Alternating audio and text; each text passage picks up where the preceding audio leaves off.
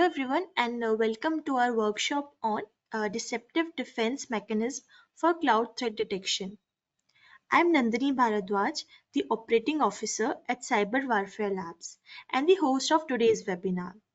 And I'm excited to have you all here with us today. So let's get started. So before we start, let me tell you a bit about us. So we are a cybersecurity company where we are providing cybersecurity education.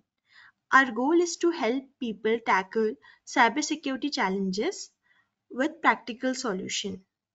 Here we have got two main divisions of our company. The first is Cyber Range Labs. So this is where you get hands-on experience with cybersecurity. We have built a virtual platform where you can try out real-life scenarios and sharpen your skills with practical exercise. And the second one is upskilling platform. Here we offer a bunch of courses for people at all skills level. Whether you are just starting out or you're a seasoned pro, we have got something for you. And our courses covers domains like ethical hacking, red teaming, blue teaming, purple teaming, and cloud security.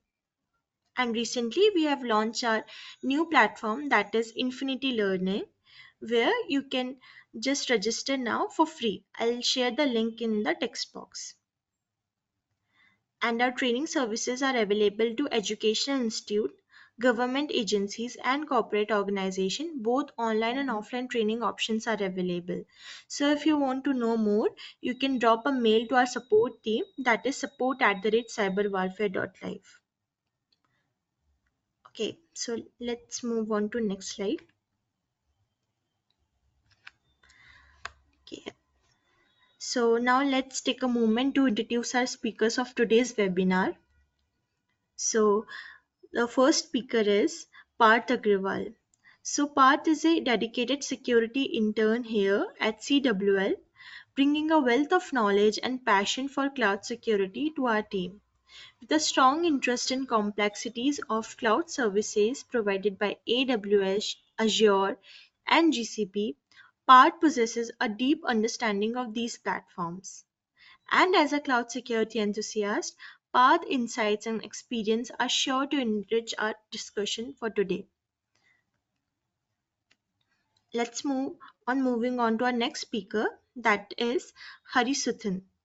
Hari Suthan is a senior security engineer at Cyber Warfare Labs, where his passion for cybersecurity shines through his work.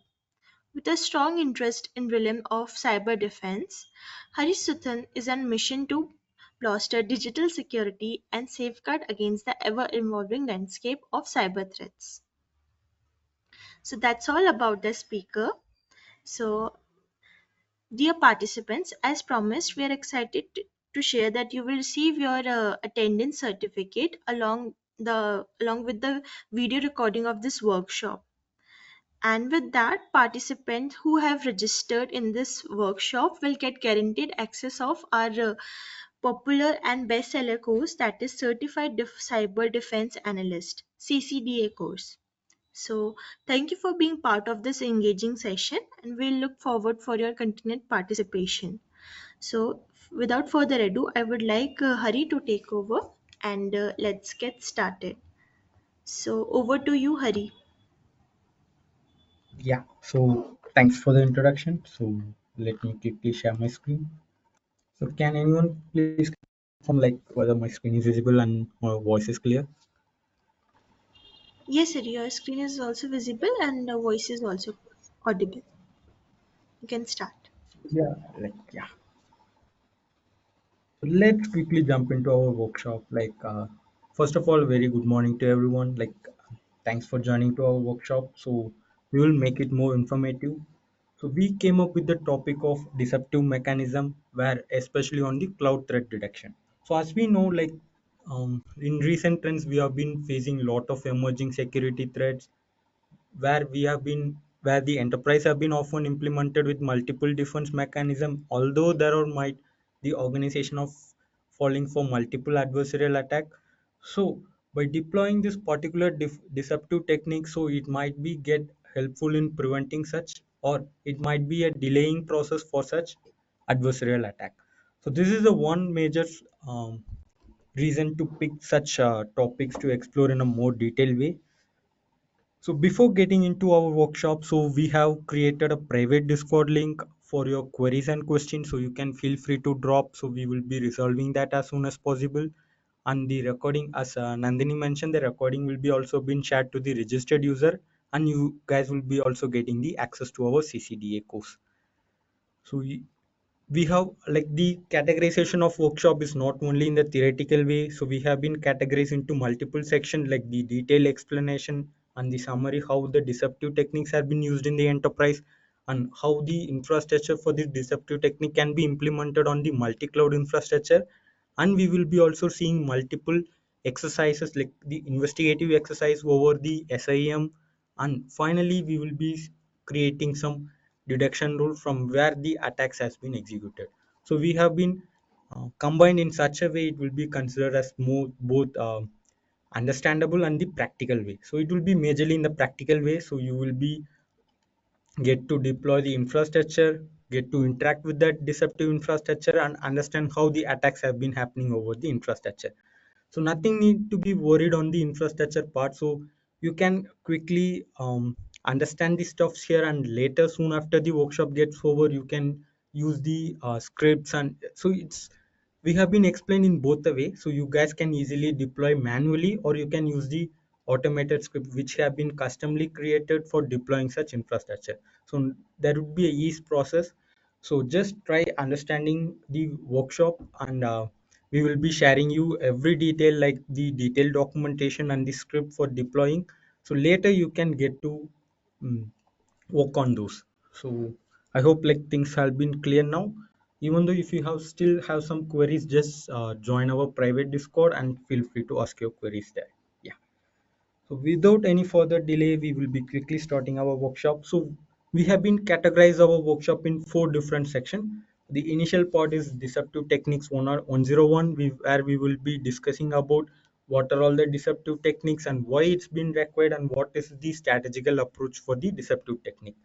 And we will be quickly jumping into our common deceptive techniques and how the enterprise has been adapted the deceptive techniques till now, what are all the ways the deceptive techniques can be implemented, and what are all the service where which can be act as a deceptive. So these are all the uh, very overview like we will be discussing in our second phase. And the third phase is the lab deployment and configuration. So as I mentioned, part will be detailing explaining you what is the architectural overview and how it can be deployed on both manually and using the automated script. So we will be covering that part in the third. And the fourth, we will be winding up with the very interesting exercises where we will be practically interacting with multiple exercises like the canary token, how it can be get monitored and how it will be get used in the deceptive stuff, and how the SSH and RDP honeypotting, how the deceptive data monitoring can be done. So in the fourth uh, exercise, we will be interacting with the SIM, and we will be also simultaneously performing various attacks which have been targeting the cloud service, specifically on the AWS and Azure service. I hope things are clear till now. Yeah. So let's quickly jump into our introduction. Before getting into our introduction, so as I mentioned, so we will be distributing you with the architectural overview, how the deceptive architecture has been actually been we will be planning to deploy in our enterprise or our testing cloud service accounts. And we are also providing the custom Terraform script where you can just simply execute and it will be get automatically deployed over your cloud service provider on both AWS and Azure. And we are also giving the script which can be used to deploy over a cloud service for alerting and monitoring purposes. And we have given a detailed PDF which helps you to understand how we can manually deploy in a step-by-step basis. And we are also included multiple investigative queries and detection rule for the pattern which we have been executing over the honeypot infra, and we will be directing over the same. So these are all the inclusion will be getting in the end of the workshop. and the prerequisites. So basic prerequisites, you there is nothing more complex than you should have a very basic understanding about the AWS and Azure cloud. Even if you are a beginner or a fresher, you can, as we mentioned, there would be a ease process. You just need to run the Terraform script. You just need doesn't need to worry about the infrastructure setup and other stuff. And you should have a very active subscription on the AWS and Azure cloud subscription. So it is a small recommendation. It's not been recommended to use this particular script directly on the enterprise or the organization infrastructure. Before proceeding that, just test it on the local cloud service account and get to have a very detailed understanding. Further, it can be get deployed on the enterprise if it's been required. And we are also provided you with the detailed Terraform installation script. So just a simple execution will result us with the deployment of uh, infrastructure over your cloud services. And just a basic browser and connectivity. So we will be having some practical exercise, like which I will be sharing you with the SIM access. So we will be querying and searching the particular attack which we will be simulating and investigating over the SIM. So there is nothing need to be deployed as of now over the cloud service. So just we will be explaining you the process, and we will be demonstrating how it will proceed. And finally, after the workshop, feel free to explore those stuff. Yeah. So let's begin our stuff. So deceptive technique 101. In every enterprise infrastructure, cyber defense plays a very vital role in protecting against various adversarial attacks.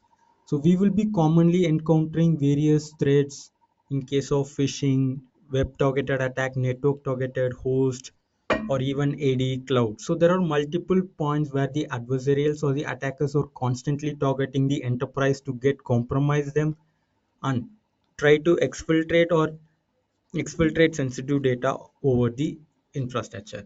So this is how the common trends has been happening.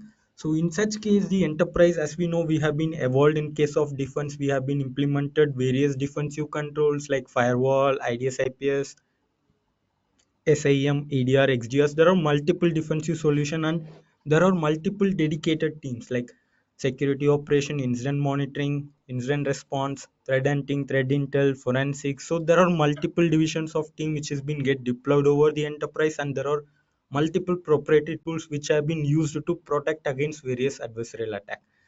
So in such case, so even though the enterprise have been commonly targeted, so to tackle such stuff, so we can implement a particular strategy called deceptive techniques.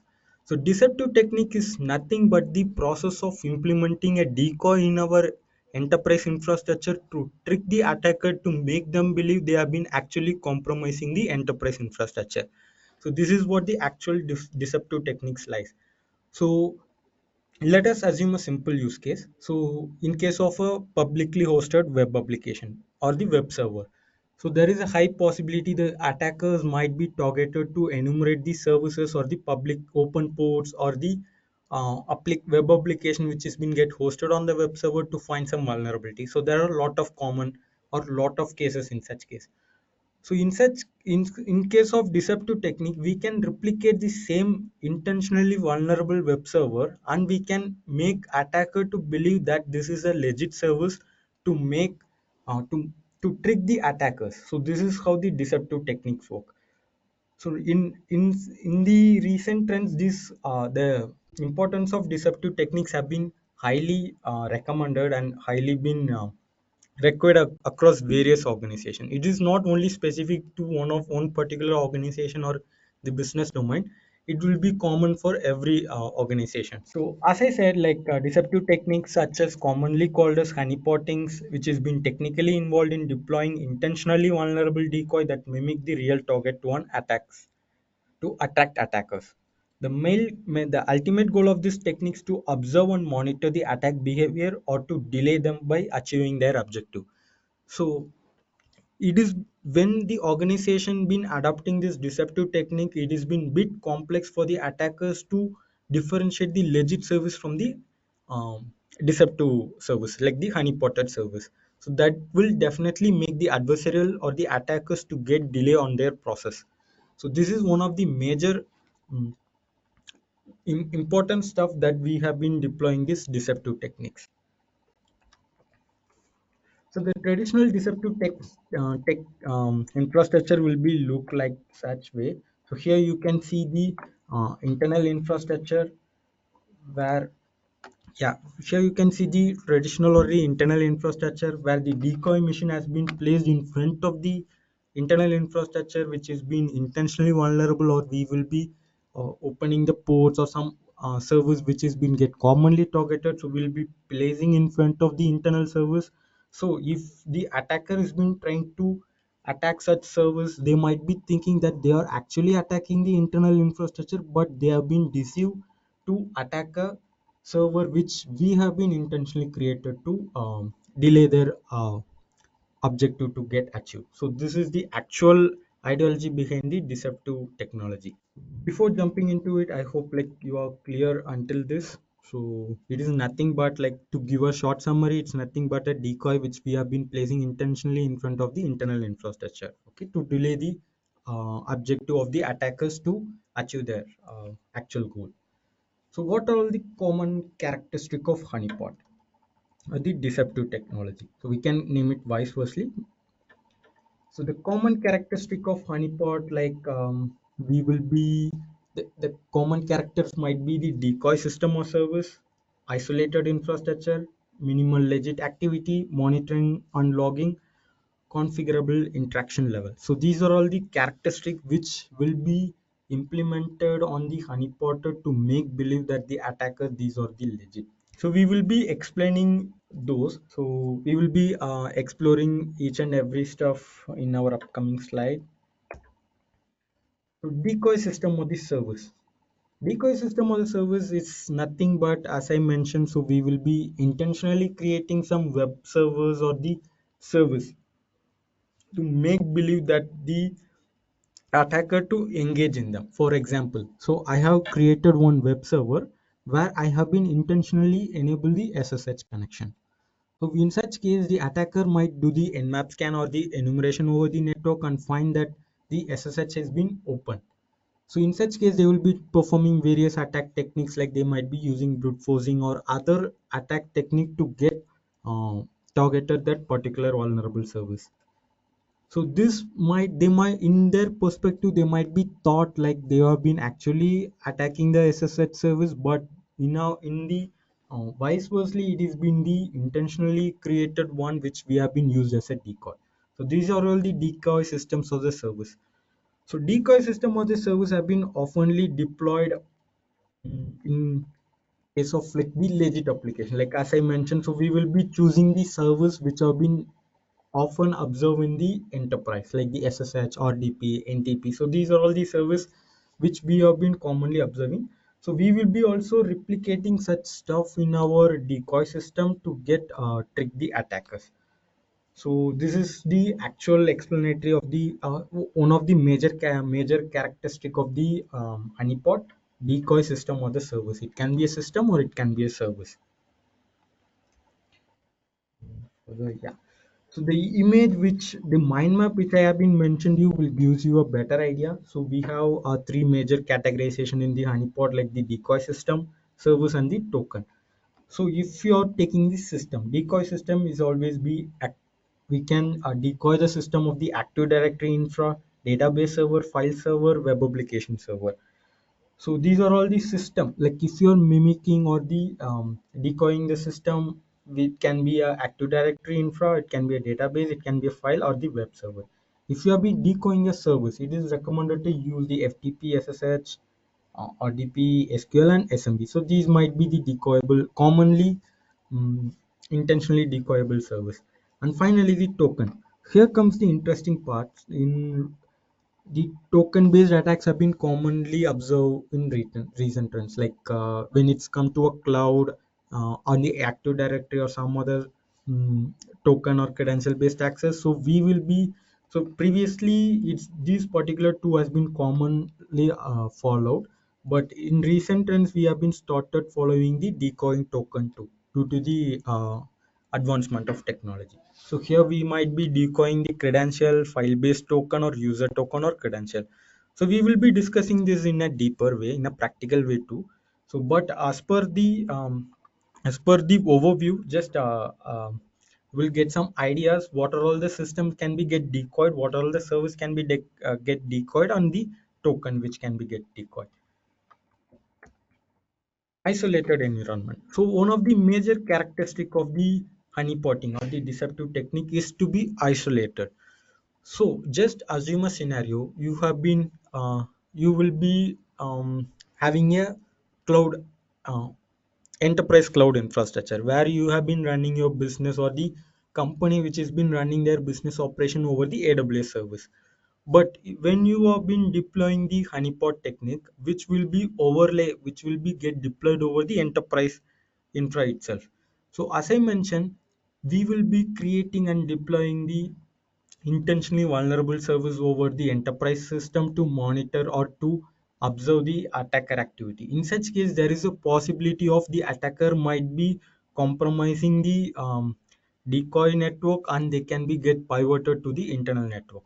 So for that, like, let me quickly show you some graphical representation. It will help you.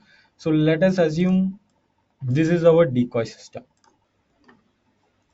So let us assume this is our decoy system, which is been get implemented and deployed over the enterprise infrastructure. So if the attackers have been targeting this or executing various attacks over the decoy infra, there might be a high possibility they can be pivoted over the internal infrastructure. So in such case, the major categorization is to isolate the environment to prevent further attacks.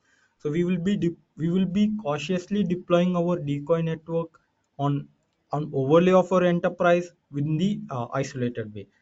So this is one of the major categorization is need to be get into our mind before deploying our decoy systems.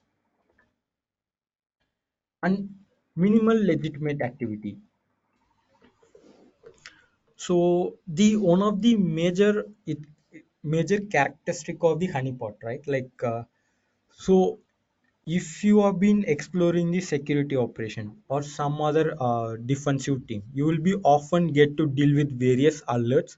Either those alert can be a actual true positive or a false positive, which means the it can be actual attack which the um, monitoring tool has been get identified, or it can be a legit activity which has been identified as a false by the cyber defense tools. So there would be a two possibilities in every cases. It might be a true positive, it might be a false positive. So the most challenging part in the day-to-day activity of SOC is to differentiate those and to identify the true positive event which are being malicious. So this is one of the most challenging part in the enterprise where the SOC analyst or the SOC team will often get faced. But the one of the most highlighted characteristic of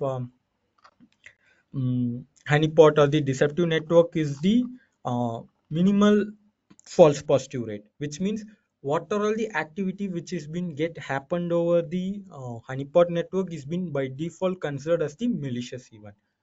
So there is not even a single chance of true positive event which can be get find on the honeypot infrastructure.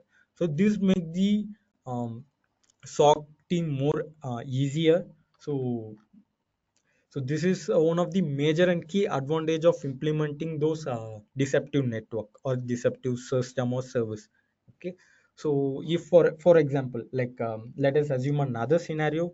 So as we can take the previous scenario to like the web server where we have been enable the SSH. So what are all the traffic which is been get accessing the SSH? It's by default considered as malicious. So it make the SOC analyst work more easy, and they can work further. They can even observe their pattern, or they can implement a block without any further analysis. So this is what makes the honeypot more effective and efficient. Monitoring and logging. So monitoring and logging will is the key major hot of cyber defense. As we know, like even it can be any defensive solution. It can be a EDR, it can be a XDR or SIM. Every cyber defense solution has been used for monitoring and logging the endpoints. Like it used to monitor the in systems. It can be a SIM. It will be collecting and accumulating logs from various endpoints, and even if it is a EDR and XDR, it will monitor the processes and which has been get created over the endpoints, and it will be centralizedly managed for various analysis and investigation. So the same happens to our honeypot network. So we, after deploying our infrastructure, we will be also closely monitoring those particular honeypot infrastructure, which helps us to identify and monitor the attacks pattern which are being used and targeted against those infrastructure. So it helps us to monitor and observe their attack pattern especially. So the rule creation which enhance the organization rule creation, and it also helps to understand the threat groups which is been commonly targeted to the enterprise. So so we have like we will be simultaneously monitoring those, and it can be even helpful in our threat intel too. So it will be helps us to collect the IPs or the user who have been trying to access those, and we it helps us to update our intel, and it's to perform various preventive measures before it get actually exploited. So monitoring and logging plays a key characteristic in the deceptive techniques too. So this would be the traditional architectural way of monitoring and logging. So after the deceptive network is get deployed, so we will be monitoring as much as we can get information from those infrastructure. Either we can use SIM, file integrity monitoring, endpoint network monitoring. So those deployment might seems to be a mm, like unwanted or unnecessary stuff, but it will helps you to understand the attack pattern which is being get targeted over the enterprise. So as we see, like if there is a SSH targeted attack, so there are multiple possible way the attackers can perform the SSH. Whether they can find the uh, vulnerable vulnerability which is get over the SSH, or they can do the brute forcing, or they can do credential guessing. There are a lot other ways. So in such case, we can collect the log of this particular machine, and we can forward it to the network monitoring and SIM to observe the behavior, which what type of attack on the tools or techniques where the attackers are used to exploit those particular one.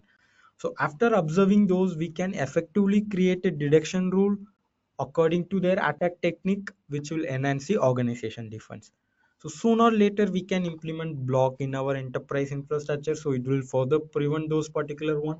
So in such case of honeypotting or deceptive infra, so it is mandatory to implement and deploy the monitoring and logging process. So I hope like we have a very basic and good understanding about the characteristics. So as I mentioned, it should be a very it should be deployed in an isolated infrastructure. Even though we have been deploying over the enterprise one, so it should be isolated to restrict the attacker to not to pivoted to the internal infrastructure, and it will also get benefited with the minimal false positive rate, and we will be gaining a effective logging and monitoring to observe their characteristic and behavior.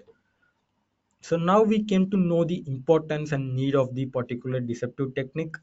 So let's talk about the strategy where the deceptive technique can be get implemented. So the common strategy of honeypot techniques can be categorized into four different ways: high interactive honeypot, low interaction honeypot, hybrid honeypots, and cloud-based honeypots. So in our workshop, so we will be for mainly covering and focusing on the cloud-based honeypots. So, but we will be also detailedly discussing about the high interactive and low interactive and hybrid honeypots, like the basic summary about it.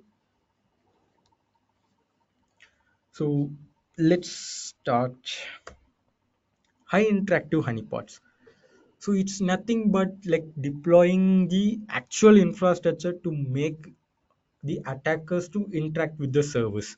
So if just assume a case, you have been deploying the actual active directory infrastructure where the user can dump the credential and perform various attacks over the actual AD infrastructure. So it will make the attackers to interact with each and every services. So this might be the commonly termed as the high interaction honeypot. High interaction honeypot can either be mm, like deployed over the AD infra or even the host machine or even in the cloud. So in our cloud honeypotting, so we will be giving combinedly both high and low, which means hybrid over the cloud. So where the attacker can go in the interactive level and the um, high interactive and the low interactive, which we have been deployed over our infra. So yeah, back to our topic. So high interaction is nothing but like we have been deploying and replicating the actual infrastructure where the attacker can get interact over it. So this the major pros and cons of this particular high interaction honeypots is while deploying high interaction honeypots, so you will be able to collect various behaviors and various attack pattern, various threat intel from those particular honeypotted infra. But the actual disadvantage of the high interaction honeypot is the resource deployment. So we will need to deploy and replicate a enterprise infrastructure as a decoy. So it will be consuming lot of resource, lot of mm, amount, like the enterprise resource and everything will be costlier. So this is the major disadvantage in the high interaction honeypot.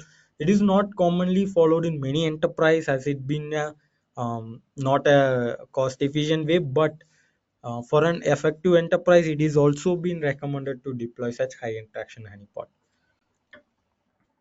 Low interaction honeypot. So low interaction honeypot, like so here in the image itself you can get to have an understanding about it, where we have been enable the SSH, RDP and FTP of this particular deceptive host. Even though the attacker are trying to brute force the SSH, the RDP or the FTP, they will be falsely be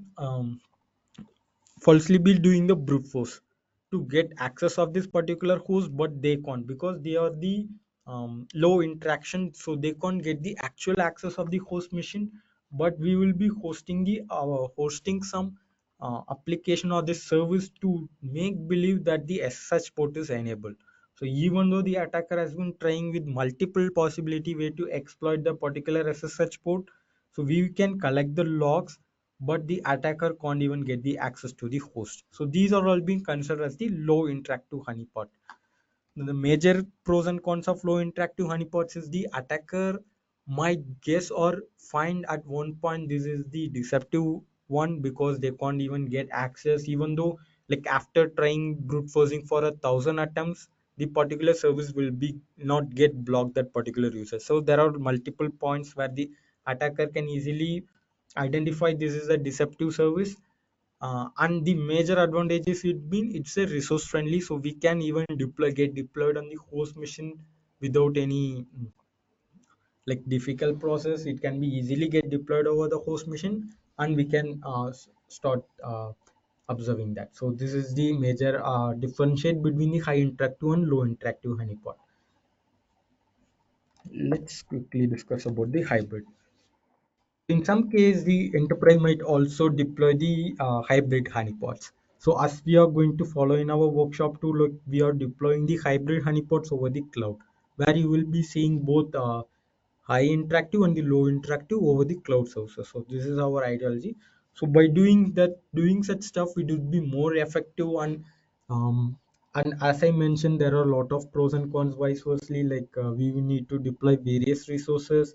We need to monitor those, the log accumulation will be high, so we need to have a separate teams to monitor that particular those. So there is a high chance of huge resource consumption and lot of resource allocatment over those particular deception technique too. But every effort will be written back with a very high positive approach. So you will like we can easily like gather the intel, we can easily get to know the attackers who have been talk which adversaries have been targeting the enterprise. We can identify with those honeypot deceptive technique and what might be their strategy, and what are all the IPs or URL which domain which they have been trying to perform their attack. So we can gather lot of intel which especially targeting our enterprise. So there are both pros and cons, and based on our enterprise resource it should be get deployed. Cloud honeypot. So the previous case, like as we mentioned, the low interactive and high interactive, we can see a lot of tools which has been available publicly. But in case of cloud, we came to amuse that there are very less tools, and the deployment process is bit hard, and it's bit challenging compared to the on-premise honeypotting. So honeypot technology has been followed from way since back, like before 2000s. They have been following such technology. Now it's been evolved. Like previously, initially it's been called the honeypot, and later it's they have been termed as honeynet, and they have been uh, recently came up with the honey tokens, and recently they have been end up with the deceptive techniques. So by combining those three technology, then now the deceptive techniques has been evolved. But as you know, the past 2 3 years, the demand over the cloud has been tremendously increasing. So the attackers or the enterprise majorly has been shifting from the on-premise to the cloud infrastructure. So they have been shifting their business operation from their on-prem to the cloud. So most of the attacks which is been specifically started targeting to their cloud services. So in such case, it is also recommended to shift our deceptive techniques over the cloud infra. So here we will be solely focusing on how we will be deploying our infrastructure, and how it can be act as a deceptive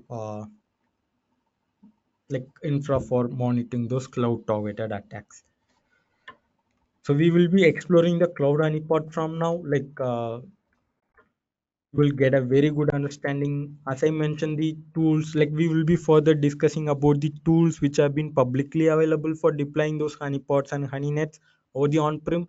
But for the cloud, we will be revealing our custom script for deployment.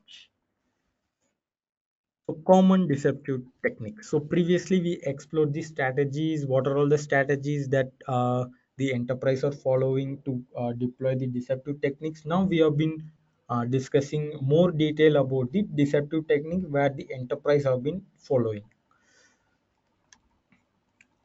So let's quickly start. I hope like till now, you might have some queries, or if you have been having any doubts regarding still now, you can feel free to drop the message either on the Discord, or you can just over the question section.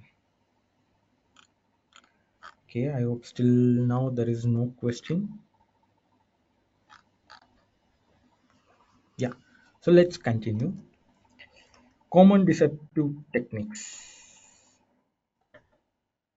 As we discussed earlier, deceptive techniques have been implemented on both network, endpoints, application, data, and tokens. So these are all the common point where the deceptive technology can be get implemented. So the enterprise is also following such approach. So you might be commonly observed there might be the network deception, application deception or bit rare, endpoint deception is also bit rare, data deception and token. So mostly if there is a deceptive technique, it will be get followed or implemented on the network basis. So the rest part it's been seems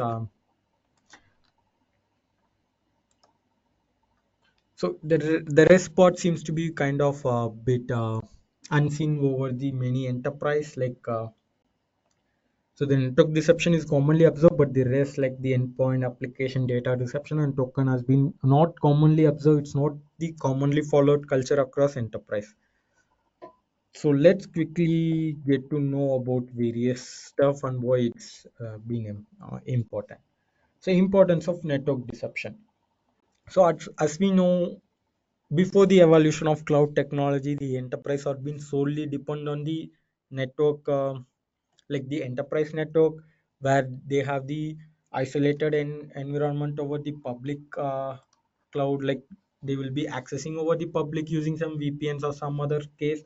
So so there are some publicly hosted services like the mail server, DNS server, web servers have been hosted in the enterprise infrastructure for the public accessibility. So these are all the external facing application where the attackers or the legit user can get to interact with those particular services. In such case of this publicly availability, there are a lot of high chance of the attacks which has been targeting to those services. So that is why the reason the web application targeted attacks have been more familiar, because the web servers have been publicly hosted in the enterprise. So here are the importance of network deception, why it's required when the services or the server has been publicly hosted.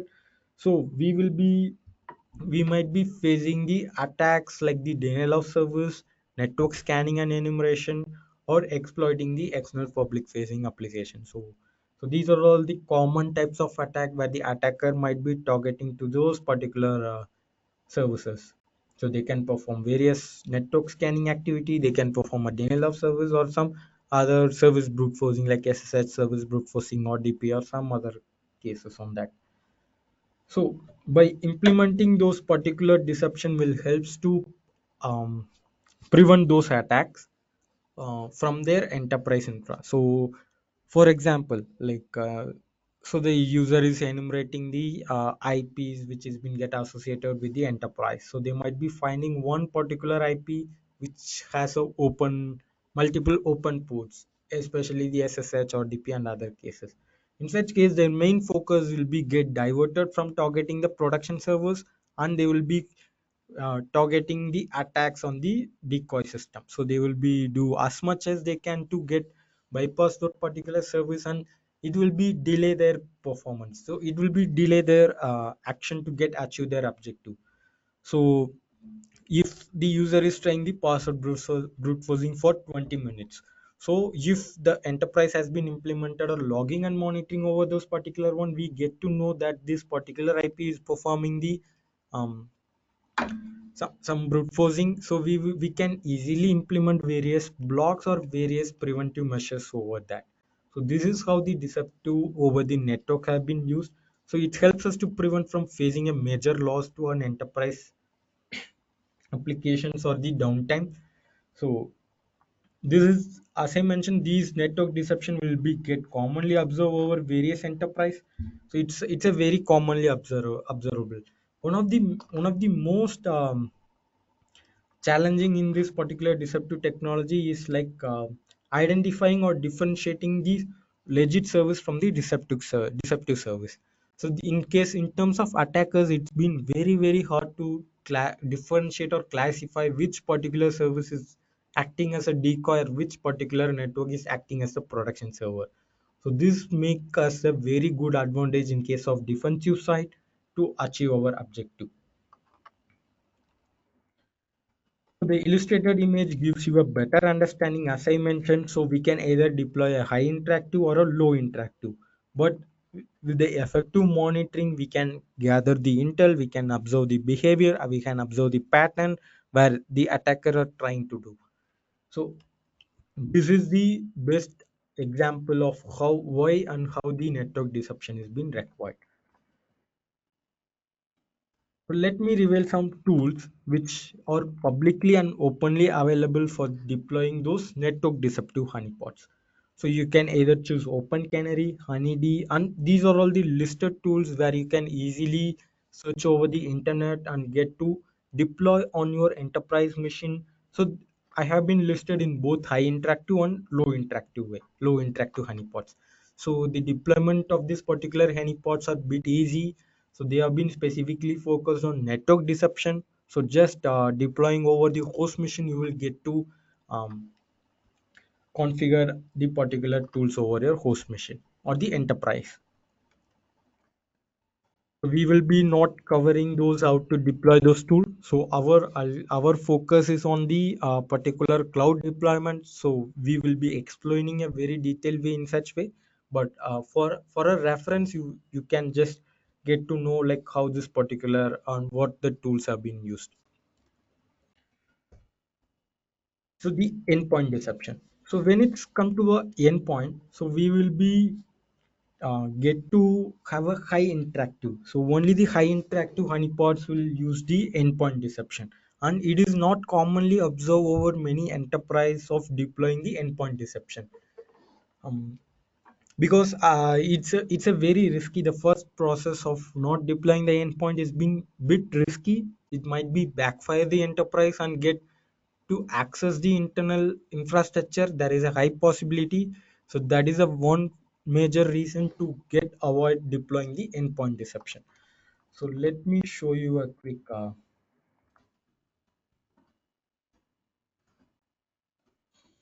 let us assume that we have a enterprise infra where we have been deploying one deceptive endpoints, which means like one host machine which is going to act as the deceptive host endpoint. Okay, so if it should be definitely a high interactive where the user need to interact with the operating system. It can be it should be based on the Linux or Windows. Okay, uh, definitely the host machine will be get connected to the enterprise. So if the attacker has been downloading some malwares or ransomware or some other malicious one, there might be a high possibility of infecting those internal infrastructure. So there is a possibility of mm, such attack. So that's the one of the reason of we are not commonly observing this endpoint deception technique. But the one of the major advantage of endpoint deception like that we can do various malware analysis and ransomware based investigation while if we can effectively deploy this endpoint deception. So just imagine a case like we have been set up on Linux or the Windows host machine, which intentionally vulnerable that the attacker get the access. So there is a hundreds of possibility way that the attacker might download various tools, even the custom tools. There are a lot of possibility way the attacker might be compromising the host and try to pivot it to another machine. In such case, you will get a lot of intel on this particular decoy endpoint machine. So you will be getting various custom tools. If the attacker is using custom tool, you can get to have the hashes, you can get to reverse it and understand what is the attack pattern and even their behavior. So this particular observation will be helps you to create a very effective detection rule which you can further replicate in your enterprise infra. Even though like if the attacker has been trying to infiltrate in your internal infrastructure, it will be easily get notified and identified to the SOC team. So this there is a both pros and cons. There is a huge risk which might be backfire in the enterprise network, or it can be also effectively done. So the deployment of this particular honeypot need to be done very carefully to prevent those particular stuff. So here you can effectively monitoring the file modification, or if the user is or if the attacker has been using to do some modification over the file, we can effectively monitoring those or the exfiltration pattern. So this is make the honeypot more important, like the pattern where the attackers have been using. Exfiltration might be a single attack technique used by the attacker, but the way they are being using to exfiltrate, that it matters. So there are multiple ways to perform the exfiltration. They can exfiltrate via the protocols, they can simply exfiltrate it to a mm, exfiltrated via service which is connecting to the internet. So there are multiple possibility. So as in the different perspective, so we might be bit lagging to understanding those attacks. So by an effective deception technology, we can effectively understand their attack techniques and implement various defense. So this is one of the key and hot highlight of the in deception. So here the image will help you to have a better understanding. So we will be placing multiple honey files and folders where if the attackers are modifying it, if the attackers are using it, we can effectively identify those and the processes. We can intentionally create some malicious processes to trick or to make the attacker to interact with those. So we can easily observe and monitor those processes. And we can move forward to the application deception. So application deception might be a chance of following on the enterprise, but there is again the very less possibility. So applications are nothing but the enterprise applications, like they will be replicating and simulating the application which where the CVEs have been uh, discovered and vulnerable, and it can be exploitable. Let us for give a better understanding over it, like the best example for application deception would be the log4j. So log4j has been globally recognized vulnerable, mm, remote code execution vulnerability, so where it can be execute various remote code remotely, where the log4j, where the services which are using the log4j. So this is a, so in such case, in the application deception, the enterprise will be using the vulnerable log4j application in their infrastructure to trick or to make believe that the attackers, the particular enterprise has been vulnerable for this particular log4j CVE. And there are multiple other services like the big IP and some other tools which the CVEs have been observed and identified will be get get placed over the enterprise to trick it. So there are multiple tools, as I mentioned, there are multiple publicly available tools to replicate or mm, simulate those particular deception. So but the application deception is the concept is being those, like we will be simulating multiple vulnerable services and application over our enterprise to make believe that the this particular applications are exploitable. So as it gives you a better understanding, so the web application, so we will be using vulnerable WordPress, where it's already, where we can use the outdated version of the WordPress, where which can be reported with multiple CVEs and vulnerabilities, and we can use some database application like the MySQL or something with the CVEs which is being popularly discovered, and some enterprise application like Cisco, Big IP, Log4j, etc. And it also been get monitored for the observing their pattern and behavior. So these are all the tools uh, where you can deploy those for Express, Honeypot, Notepot, Web Trap. So these are all the tools which helps you to simulate and replicate those particular intentionally vulnerable decoyable services. So here you can see the Django admin honeypot, so which helps you to replicate the admin page of the Django, which might the attacker might believe they have been identify the admin page, but it's been intentionally created. So feel free to explore those particular tools to get to understand how they particularly work on the application deception way. Data deception. So majority of the attacks or the attacker's goal is to exfiltrate the sensitive data. So they might be accessing some sensitive files or folder in the enterprise to get exfiltrated and to leak that particular data in the public to um, make damage to their reputation. So there might be a high. We have seen lot of use cases similar to this particular data sensitive data exposure.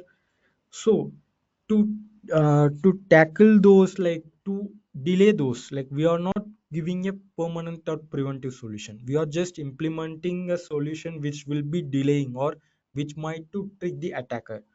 So in such case, like by intentionally creating a data of which is a fake or which has been a um, which are the fake data which where the attacker can directly access and make them believe that they got the sensitive data. So this has been majorly termed as data deception. So we have also implemented those data deception in our lab in cloud lab. So we will be exploring those how the data deception might trick the attackers too. So we will be exploring a very practical way in this particular data deception.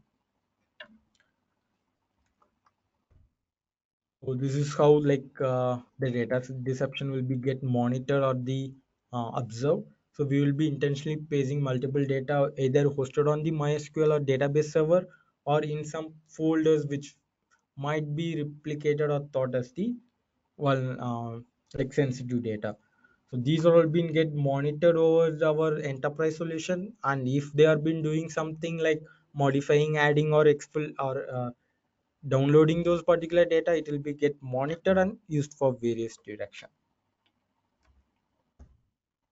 So these are all the publicly available tools for the data deception, where the names are the MongoDB Honey Proxy, MySQL Honeypot, NoSQL Pot like Redis Honeypot, eSpot. So these are all the publicly available tools where you can get easily download and deploy to make the data deception look realistic. Token deception. So the latest evolution of the particular honeypotting is the token based deception. So as I mentioned previously, the after the emerging of cloud, so many or the in the recent technology, everything is been validated and authorized based on the token, access token or the session token. So this the tokening system has been becoming more in case of authentication on authorization, which is becoming more equivalent to the credentials. So it is been recommended to deploy various tokens if the users have been accessing those tokens. We will get to monitor those activity. So this is how the token deception has been get evolved. So we will be commonly the commonly token targeted attack, as it's mentioned, like cloud access token theft. It can be get exposed or it can be get leaked over the employees, session hijacking, API key abuse, access token replay attack. So these are all the token targeted attacks. So which the attackers have been commonly following, especially cloud access token theft. So before a year, like there is a very huge trend. This particular access tokens have been get commonly leaked even over the GitHub repository or the source code of many application. So to monitoring those particular credential leakage, it's becoming recommended to implement those particular token deception to monitoring those and observing those attack pattern. So the listed or the tools are the publicly available tools for replicating the token deception. So it is nothing to be worried. We will be sharing the PPT and the recording so you guys can go through and get to search the tools again.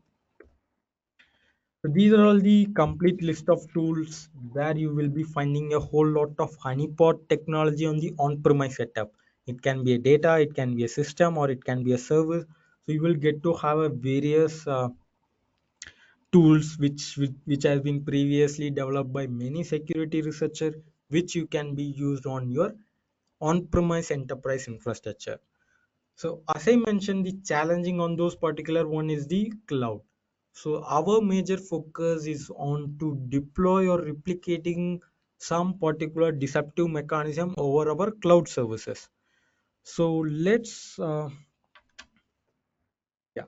So here we have been get to pause our session, like we will be having a uh, 5 or 10 minutes break where you guys can relax and chill when you guys are back. So we are starting our practical demonstration. So there is no more theory. So we will be exploring various deployment steps and how it can be get configured, how it can be executed over Terraform.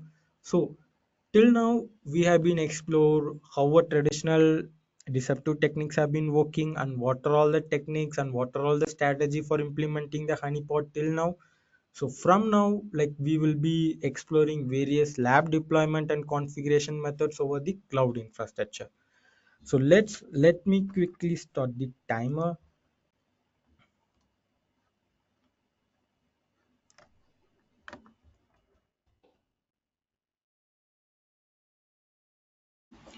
Hello. Okay. Yeah. Thank you, Ari. I believe you guys can hear my voice clearly. If you can hear my voice, can you like give the thumbs up? Okay. Okay. Good. Good. Let me just share my screen.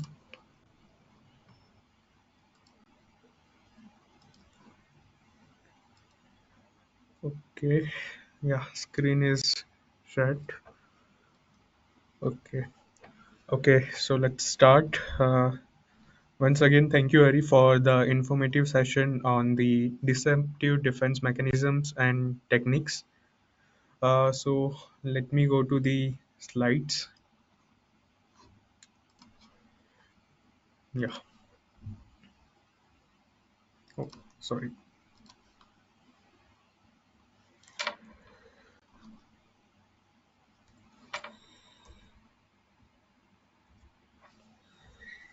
Okay, so let's start.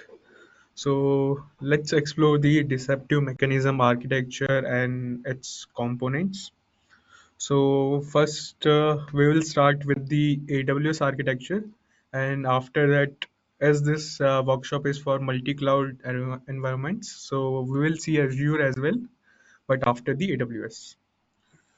So this is the overall architecture that we'll be using as a deceptive defense in AWS.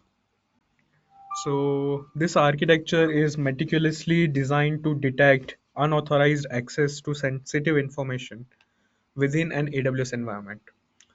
So the primary objective is to identify potential security breaches and immediately notify the security team, enabling them to take swift and effective actions.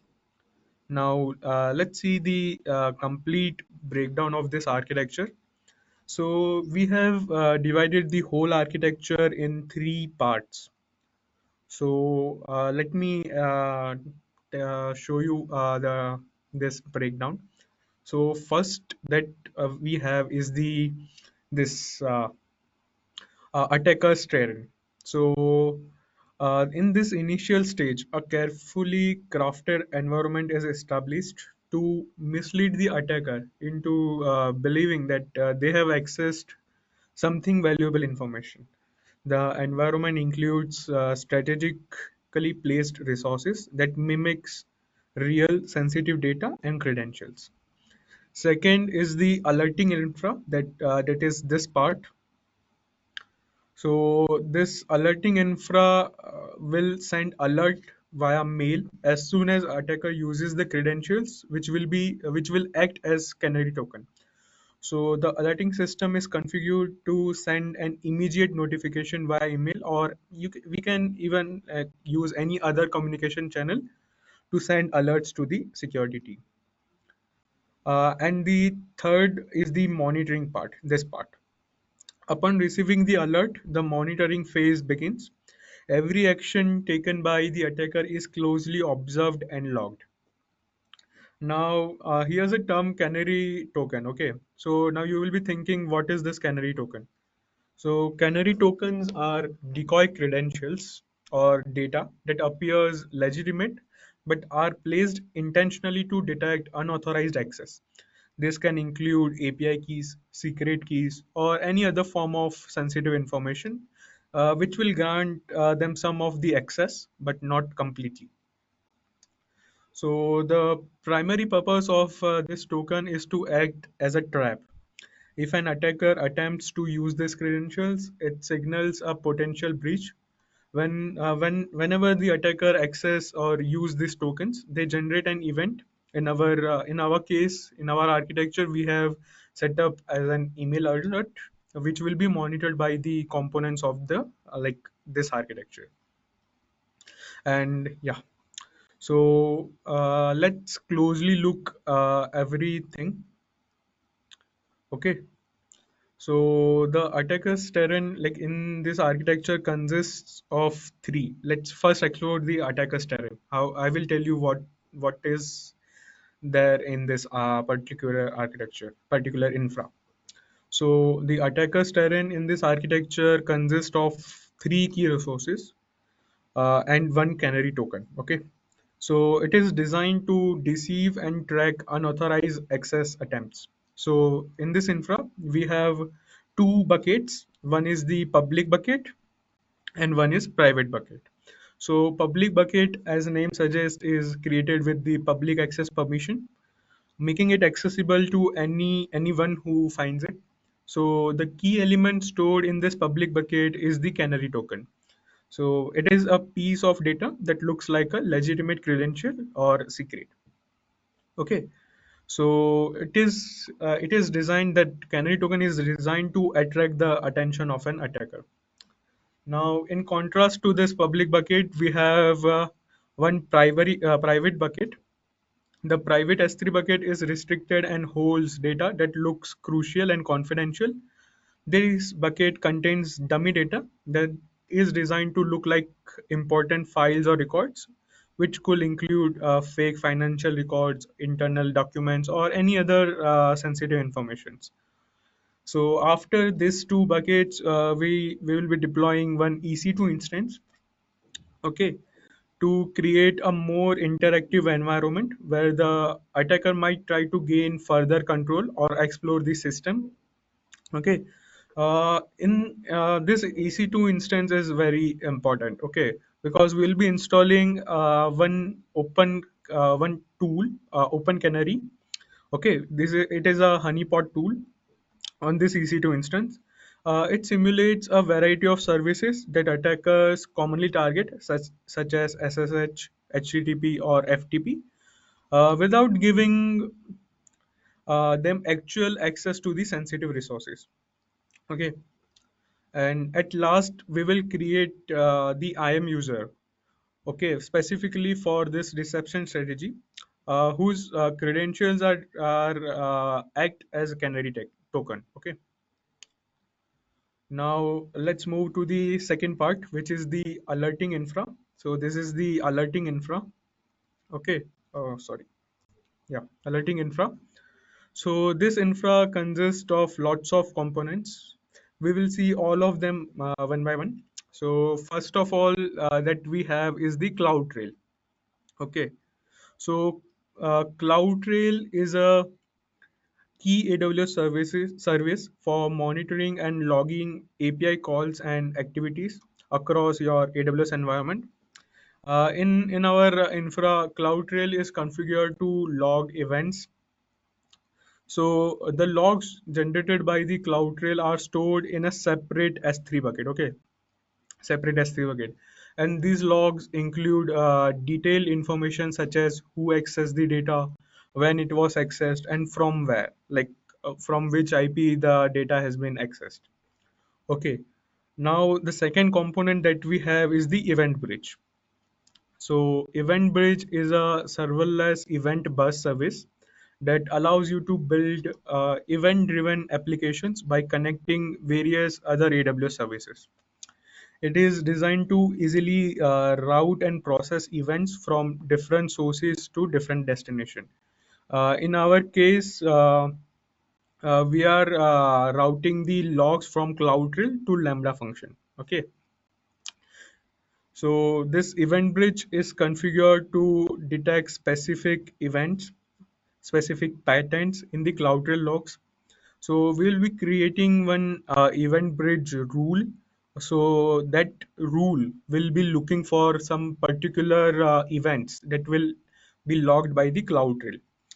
Okay, and if the event that match the that particular specific log. For example, a rule could be created to detect when a get caller identity, like when someone asks for the identity API, okay, is made on a on your AWS. Okay, so that looks like a sensitive matter. Okay, why that new user is trying to access that thing. Okay, so the CloudTrail log will collect all these details, and it will transfer through to the event bridge through the event pattern, and through the event target. It will transfer all the logs to the Lambda function. Okay, so you can see the coming like the next component, the third component that we have is the Lambda function here. So AWS Lambda is a service, is a serverless computing service that allows you to run code without provisioning or without even managing servers. Okay. So in our case, this Lambda function runs a Python script designed to process the event data. This script could perform several tasks such as the like passing the log data to extract the user ID, IP address, and specific action taken. So yeah, and it will prepare a detailed alert message that summarize the suspicious activity. And the last step is to send all the details to the SNS to send the alert mail. So the SNS here, this is the next component. It is the last step of our architecture for architecture of this monitoring architecture. Okay, so SNS is the simple notification service provided by the AWS. As name suggests, SNS is a fully managed messaging service that enables you to send messages or notifications. So we will configure SNS to receive details from the Lambda, and it is set up to send email alerts to the security team. These email includes comprehensive details about the particular suspicious activity, such as who accessed the that canary token, okay, when the access occurred, when the specific API call made, and the IP address from which this request is originated. Okay, this all information we will receive in the alert. So now let's move on to the next part of our architecture, which is the immediate action part, which we can say like monitoring infra. Okay, so as soon as the security team receives the email alert, they will start responding promptly to that potential breach. Okay, the alert contains all the necessary information to begin an investigation. Okay, so depending on the severity of the incident, the team might take actions such as revoking the access credentials, blocking the offending IP address, or like conducting a border investigation to determine whether the bridge is part of a larger attack or not. In our case, we have created the deceptive mechanism. So we will be monitoring the attacker to know more about the attacker's mindset, which will totally allow us to import our security measures, improve our security measures. Okay. Now let's see all the components of the monitoring infra. So first component that we have is also a common part of alerting infra, which is CloudTrail. CloudTrail is common in between both of the infras, monitoring and alerting, which is very crucial to accumulate the logs that are stored in the S3 bucket. Okay, which will be accessed by the SQS service. So the second component, the linking component, is the SQS. Uh, SQS is a service that allows you to send, store, and receive messages between software components without losing messages or even requiring each component to be always available. Okay. So this step ensures that even if the subsequent system is temporarily unavailable, the logs are not lost. Okay, so this step is very essential to forward logs to the next part of the infra. Okay, so the third component and the last component of the monitoring infra that we have is the ELK. Okay, so ELK, as you most of you might know, ELK is an acronym for like Elasticsearch, Logstash, and Kibana. It is a powerful trio of open source tools used for searching, analyzing, and visualizing log data in real time. These tools are often used together to create a centralized logging and monitoring system, so which is commonly referred to as ELK stack. Okay, so the cloud trail logs are transferred to the ELK with the help of SQS, which like the logs which are stored in the S3 bucket. Okay, so the SQS sends these logs to the Elastic Stack for indexing, monitoring, and visualization. The Elastic Stack consists of Elasticsearch, Logstash, and Kibana. Okay, so like one more thing, if you guys remember the this attacker's terrain, we have installed Open Canary tool in the EC2 instance. Okay, so now this Open Canary will come into the picture. So we will also install is Elastic Agent to like transfer this Elastic Agent we will install in the EC2 instance to transfer all the logs that are generated by the attacker while accessing or while trying to brute force or by trying any means on this EC2. Okay, so it will the Open Canary will log everything and it will send to the ELK through Elastic Agent. Okay, yeah. So it will transfer all the logs to the CF that are generated by the Open Canary for further monitoring. So this is the complete flow of architecture. Okay. So combining all these three infra, attackers terrain, alerting infra, and monitoring infra, will be creating one deceptive mechanism to trap AWS cloud threats. Okay, anyone who is like will be trying to attack on your organization, or if any attacker is planning something big on your organization, you can like get some insight by deploying this deceptive infrastructure. Okay, and whatever all this alerting and monitoring infra we have created is completely hidden from the attacker is not able to see all these things. He can only access this particular thing. We will be assigning permission to that canary token, like that user, okay, to access what we want to provide the access, like this bucket, this EC2. Okay, so it's more of like a trapping the attacker. Okay, so this is all about the architectural overview for the AWS. Now, yeah, so we have already discussed the attacker's terrain. So this is the complete architecture for the attacker's terrain. We have discussed the alerting infra. See, this is the alerting infra. So cloud trail logs, which are stored in the S3 bucket, are moved to the event bridge, and event bridge has some pattern to search for particular log, and it has the target assigned. So in the target, we have the Lambda function. So it will transfer all the logs to the target Lambda function.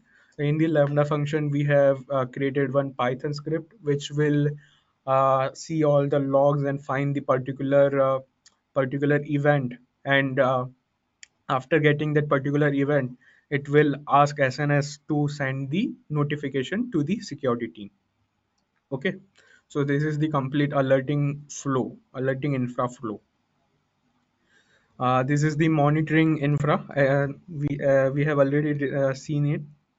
So yeah, the common step that we have is the CloudTrail. CloudTrail will log all the events. Then it will transfer the logs to the SQS service, and through the SQS service, we are transferring all the logs to the ELK. We are also getting the logs from the EC2 via Open Canary tool. And yeah, like after getting all the logs in the ELK, we can monitor the logs. We can find whatever the attacker is trying to do. We can like know the mindset of the attacker, what he's about to plan, what his plan, what he's about to do. Okay, yeah. So now it's time to see the architectural overview of the Azure. So this is the overall architecture, how it looks like, okay, in the Azure. So this architecture is designed to detect. Before going to Azure, if you guys have any question, any query, we can take it. Yeah.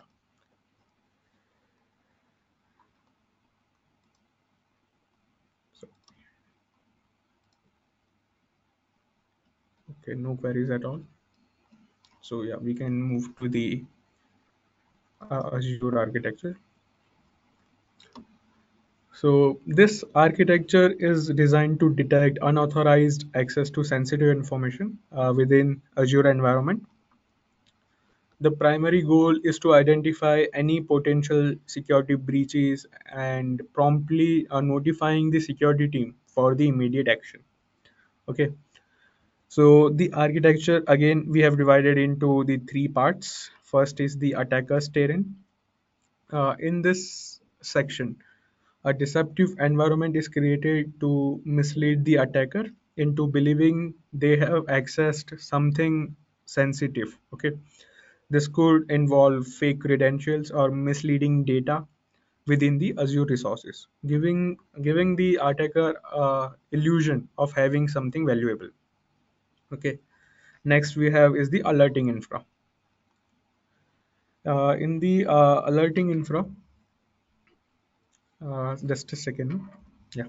In the alerting infra, the this part of the whole architecture is responsible for sending an alert via email as soon as the attacker uses the credential which he will be getting like at the first hand through the bucket. Okay. So the quick notification ensures that the security team can respond swiftly to the potential threat. And at last, we have the monitoring infra.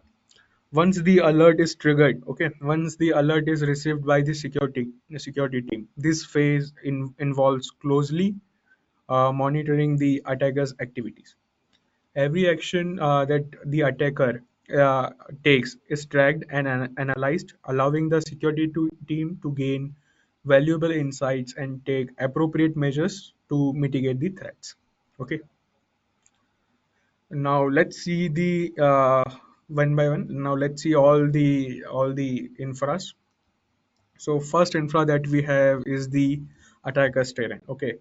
So the attacker's terrain in this Azure architecture includes three key components, three key resources, and one canary token. The setup involves two storage containers and one virtual machine. And we'll be creating one Azure AD user for the canary token. Okay. So first we have to create two storage containers. One is private and one is the public. Okay. Uh, so the public container will hold the canary token. This container is accessible to anyone as this is the public container. Whoever finds the proper path or proper destination of this container can access it. Okay, so making it a more tempting target for the attackers. Okay, and the private container will hold the dummy data that appears important and valuable, but in reality, it's not. So this data is designed to lure the attacker deeper into the system, creating the illusion that the attacker have access something sensitive information, something sensitive. Okay, this container will have stricter access control to increase its appeal as a more like important target. Okay. After containers, we will deploy one Azure VM, a virtual machine, which will act as a honeypot to further engage the attacker. Okay. On this VM, again, we are installing the Open Canary, which will capture and log all the activities performed by the attacker, which will provide security team with detailed insight into their actions and intention. And lastly, we'll be creating one Azure AD user. Obviously, the user's credential will serve as the canary token. The user will be granted some specific permission, allowing access to this storage containers and VM.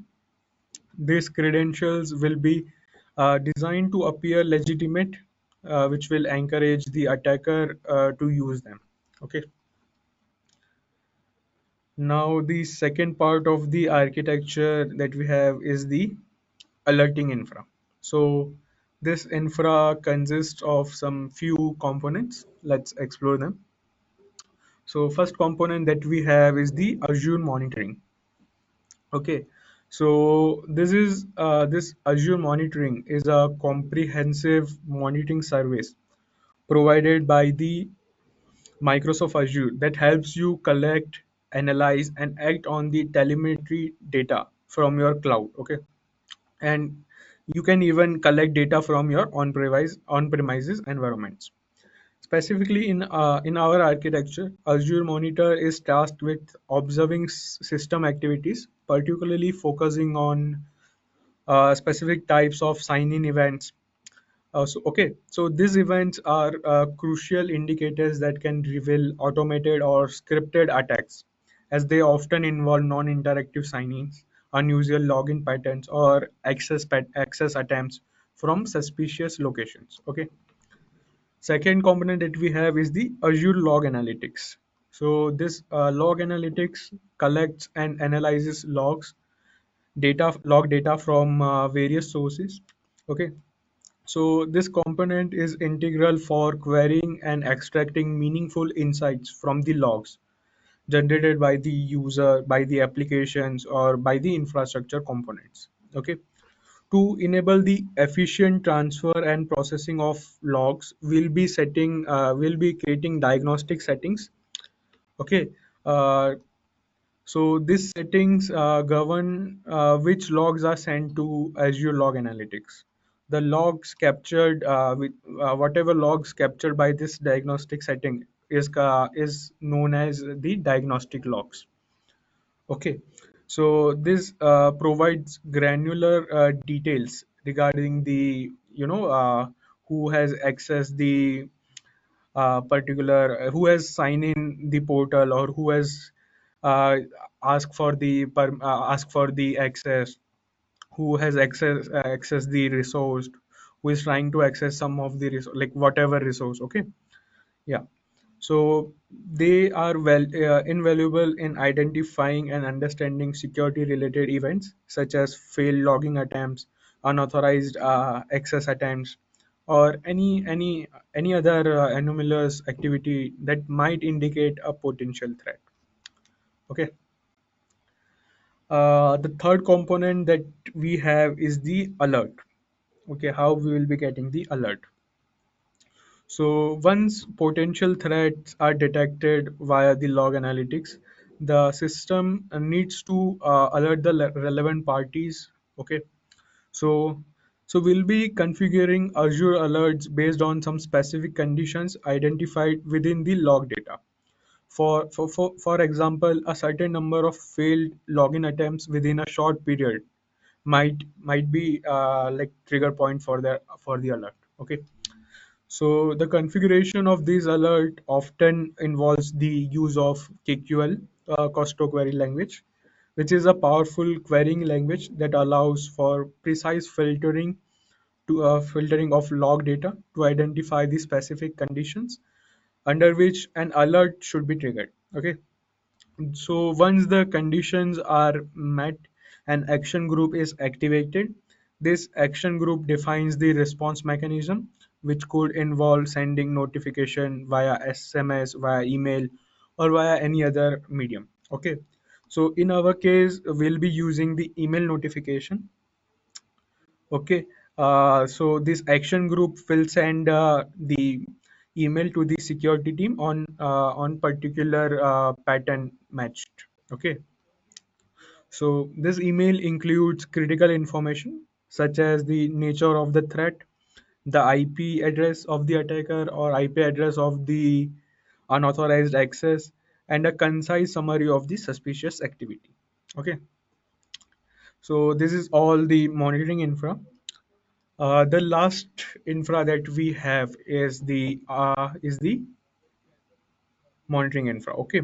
Upon receiving the email alert, the security team will promptly initiate a response to the potential breach. Okay. So the alert provides all the essential details needed to begin their investigation.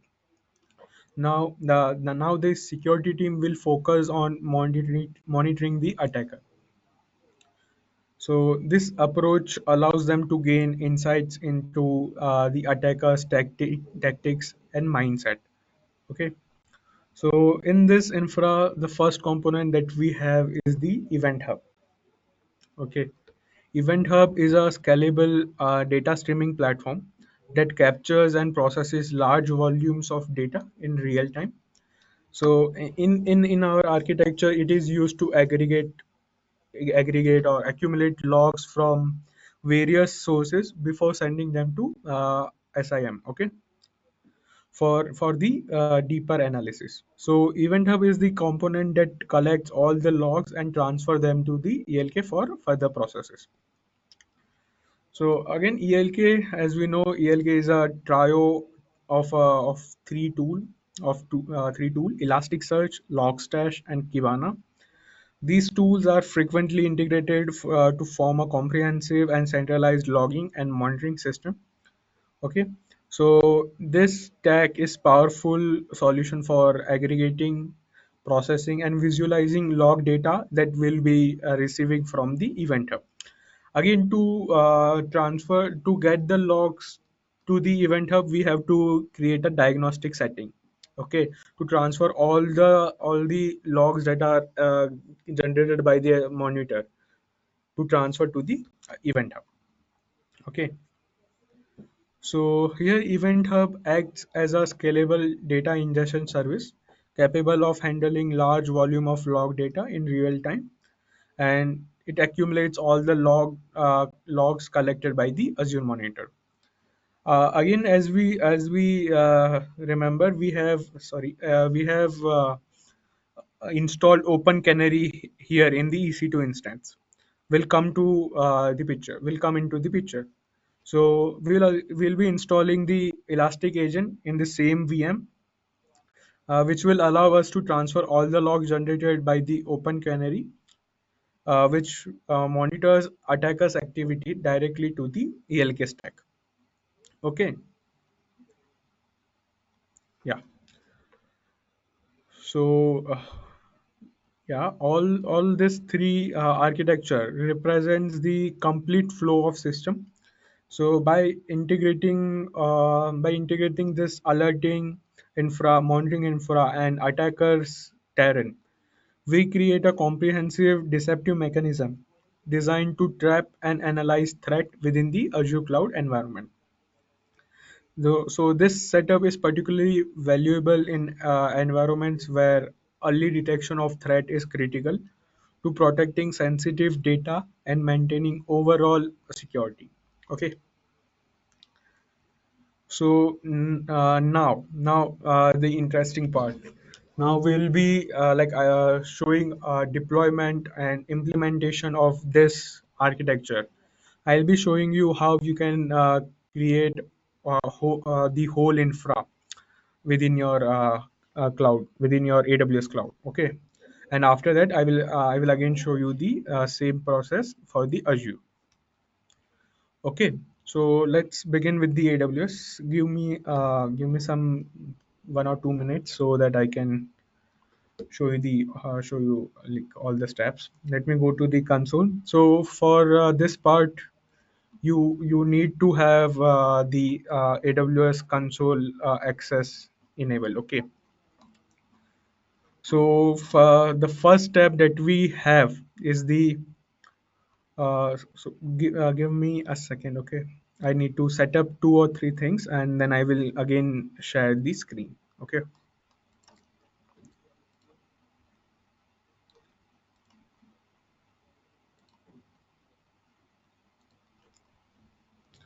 guys, give me just 2 minutes.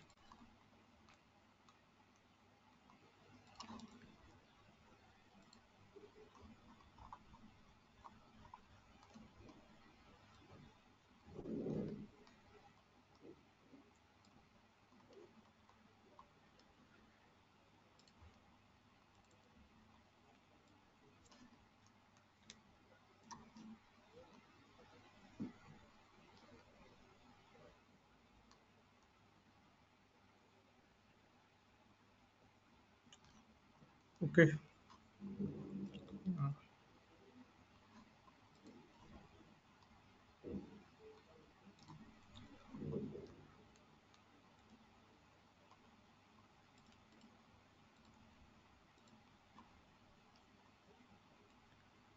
okay, so let's start. So for the AWS infra, first of all, you have to create one IAM user. Okay, so you have to redirect to the IAM service that You can search from here, IAM, and you can go to the IAM services. In the IAM service, you have to go to the users and you have to create the new user. Okay, you have to provide the name, some catchy name or some any name you can provide to the user. Okay, and you have to, let me just give it a test. Next, you can provide the user access like for the console, but it is not required in our case. Okay, yeah. Next, we have to give some permission. So this part we will add later once we create all the resources, because we'll be adding some custom permissions that have access to particular resources only. Okay, so you can just skip for now. Next part. Okay, just create this user, but like for the smooth working, I have already had one user. I will show that later. Okay, so this is how you can create one particular user, and just not forget to download the user's access credential, which you will find here in the security credentials. Okay, you can create access key from here. Okay, yeah. So this is the first part. You have to create one user, IAM user. So second part, the second resource that you have to create is the S3 buckets. Okay, so you can move to the S3 bucket by searching S3. You have to go to the S3 bucket console, S3 console, and you have to create the new bucket. Okay, so this is the thing. You have to select the general purpose. You have to give unique name. So make sure you provide the unique bucket name. Otherwise, it will not work. Okay, you have to select unique name for the bucket. And as we are creating this bucket for the canary for storing the canary token, you have to block all the public, like this option. So we are allowing the public access. Okay, and you that's all the remaining options should like be default. You just have to make sure this to uncheck this block all public access option. Okay, that's it. So after creating this bucket, you need to assign the bucket policy to this bucket. I will show you. This is the bucket that I have created for the canary token storage.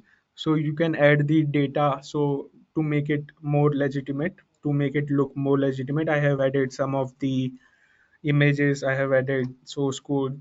Okay, so in this source code, in this env.txt file, you have to add your canary token so that it will look more legitimate, more catchy. Okay, in this permission, you have to go to bucket permission and you have to give the policy. Okay, so what permission should be assigned to the, like what action we can do on this bucket. Okay, so as we are making this bucket public, we need to have the s3 get object. Through this policy only we will be able to publicly search for this particular bucket. Okay, now if I see if you go to this source code, if you copy this copy URL, you can see I can easily see the this access credentials. Okay, this go to this env dot txt file. Okay, so this is important to make sure that you add the bucket permission properly. Okay, so this is how you create the bucket for the canary token storage. Now the second bucket that we have is to add some dummy but important looking data. So this bucket need to be private. Okay, so I will show you the permissions. So for this bucket, you don't have to uncheck that block public access settings. It is needed because we are creating a private bucket. And in this bucket, we are allowing some task particularly to that attacker. Okay, because only that canary token can access this bucket. We are making some specific permissions. Okay, so that attacker will come to this bucket. Okay, so you can add list bucket policy so that he attacker can get to this bucket, or you can allow this S3 bucket get objects. Particularly for this canary attacker, we are not making it completely public. We are just allowing that user to this bucket, so that he will think ki I have access to this bucket. Okay, this is about the S3 bucket, and I am user. Now the fourth resource that we have in the attacker's terrain is the EC2. So you have to go to EC2 instance and you have to create the instance. Okay, so you can create a basic instance, not so high-end instance is needed. You have to provide the instance name here. You can select any of the AMI, Ubuntu or Windows or any of the AMI. Just make sure download or you download your key pair from here, because we have to install open canary in this instance, so it is important. Okay, yeah, rest options you can select default.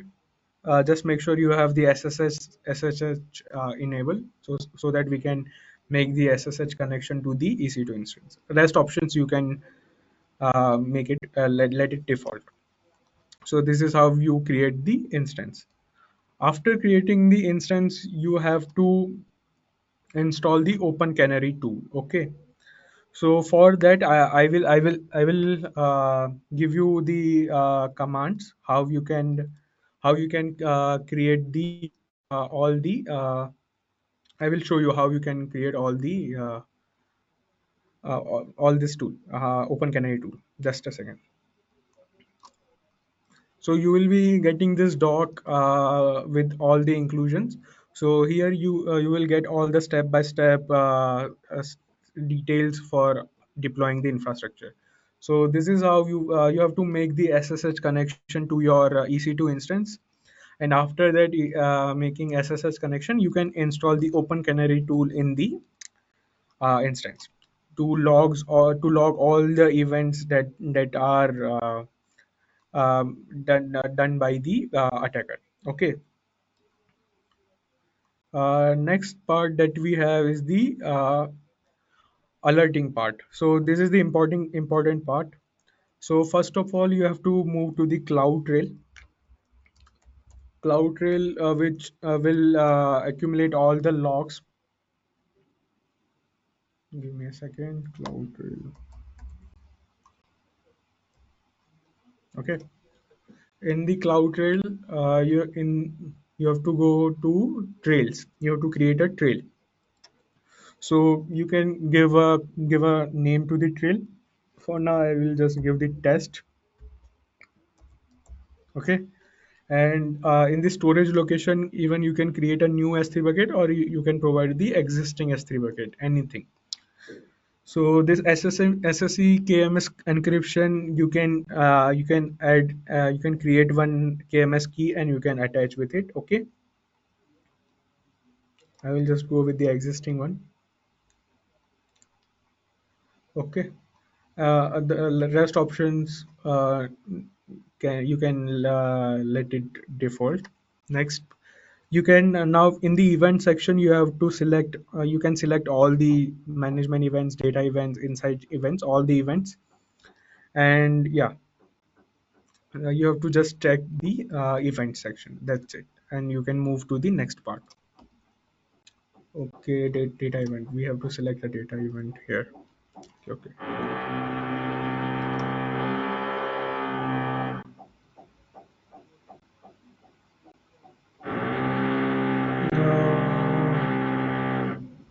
We can select anything, like for now let's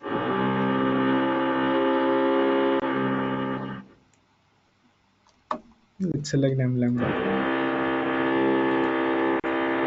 Okay, data events, yeah. So we are not creating any particular for within a resource, so you just need to select the management events, not data events, any insight events, just the management events. Okay, yeah. You can move to the next part and you can review all the options and all the things, and you can create the trail. Okay.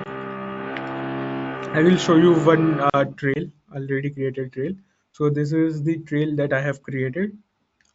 Okay,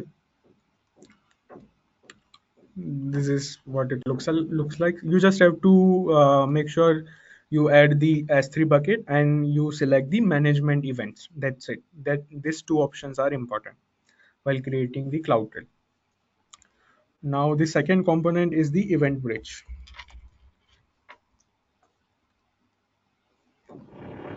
You have to go to AWS Amazon Event Bridge, and in the left hand menu side, you have to select the rules under the buses. Okay, you can create new rule. You have to create new rule. You have to just give the name here. Just give the any name and rest. And in the rule tab, you have to select the rule with an event pattern. We will be creating one event pattern as well. Just click on next. And yeah, the event source should be AWS events or event bridge partner events. Okay, this sample event, no need to add anything, it's optional. And the event in the event pattern, okay, I will share you can even choose from these options, or even we can write the pattern here. Okay, I will just show you the event pattern. Give me a second.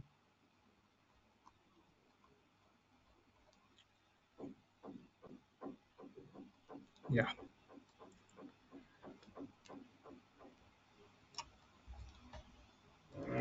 Okay, so this is the event pattern it looks like. So we are searching for the STS, the source will be STS, and we are searching for the get caller identity.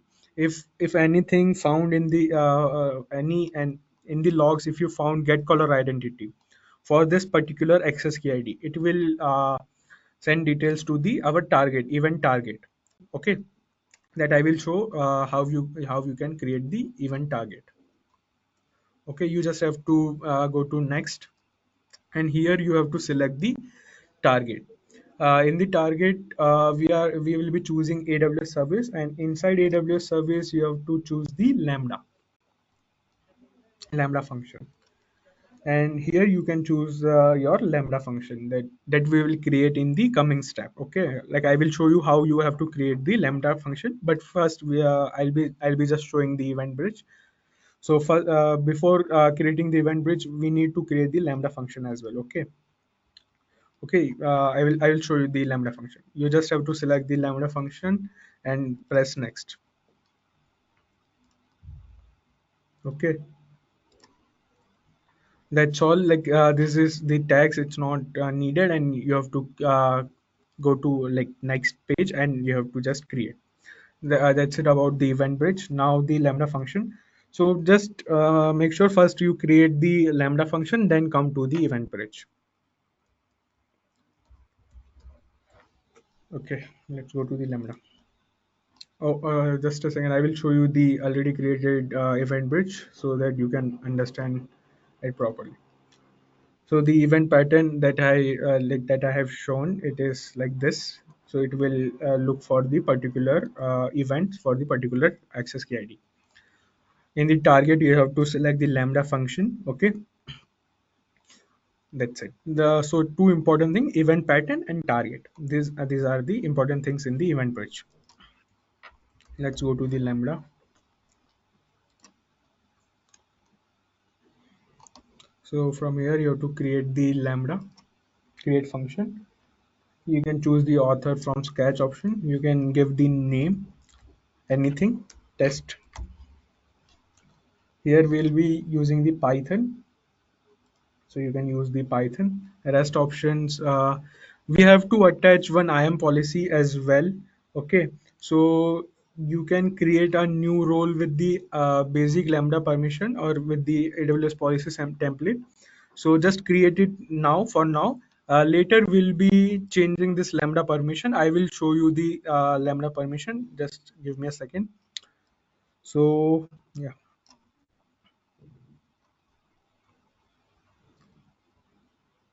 so the permission looks like this. So the permission in this permission we are allowing the lambda function to look for the CloudTrail events. Okay, and we are also giving the SNS, so that the once we got all the logs from the event bridge to the Lambda function, after going through all the logs, Lambda will transfer the details to the event bridge. For that, we need to assign some permissions. So you will find this permission in the doc. Okay, yeah.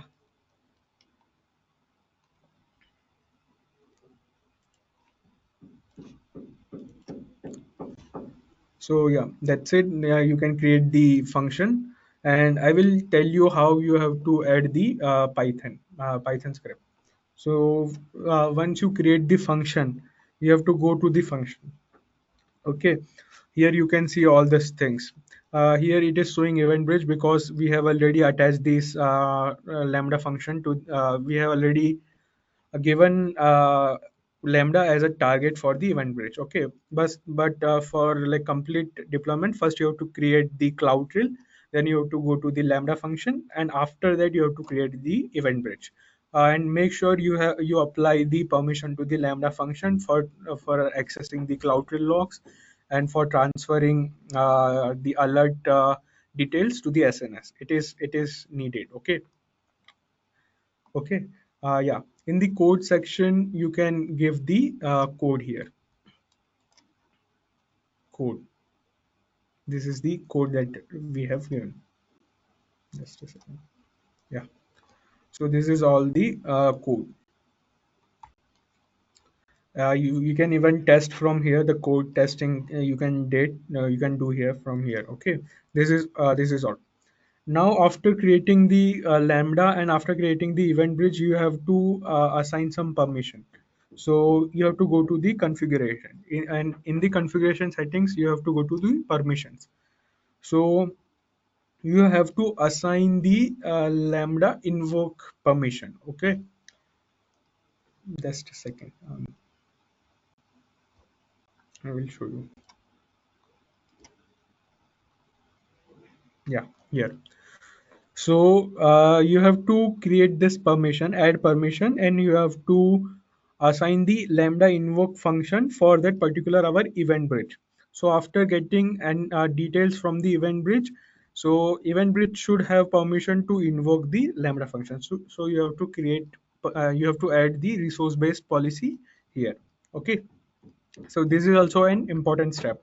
After creating lambda, after creating event bridge, you have to assign the this policy, resource based policy. Okay, that's it for the lambda and event bridge. Now the last step of our process is the SNS. You have to move to the SNS, and here in the left hand menu, you have to go to topic and you have to create the topic.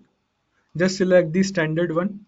Okay, give the name, give the display name, and yeah, give. I will just give the test. Go and create the topic. That's it.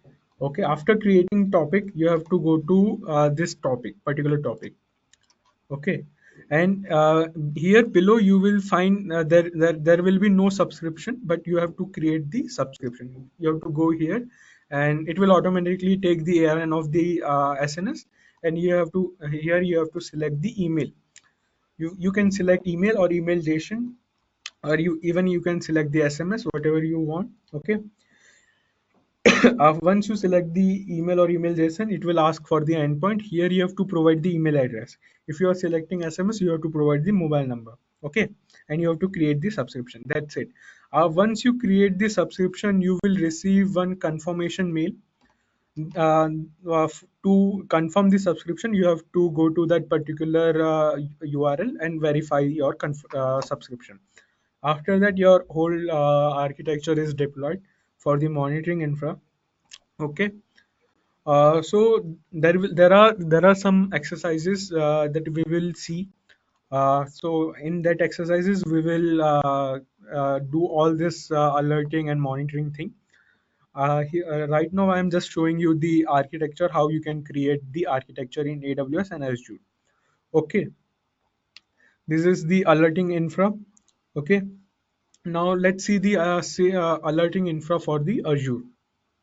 Okay, For the Azure, first you have to create the IAM user, Azure AD user. That you can go to the users from here. If you don't have here, you can search in the search bar. Go to users, just create the new user, create a new user here, and yeah, just give the principal name, anything, any test or something. Give the display name. Yeah, that's it. Make sure you copy the password here. Go to the assignments and you can assign the permission roles from here. Okay, any role, whatever you want to assign, you can assign from here. For the particular attack path that we are showing, you can find proper permissions or proper role assignments in the doc that you will get. Don't worry. Once you create the user, this is the first part for the alerting infra. Okay. So second part that we have for the alerting infra is the log analytics. So you have to move to the log analytics and you have to create the log analytics. Click on the create. Okay. Here you have to select the resource group and here you have to provide the name. Okay.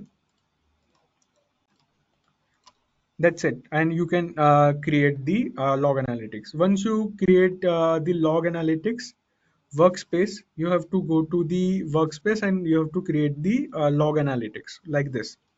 Okay. Inside workspace, we have created the log analytics. Once you create the log analytics, you have to move to the alert section under the monitoring part.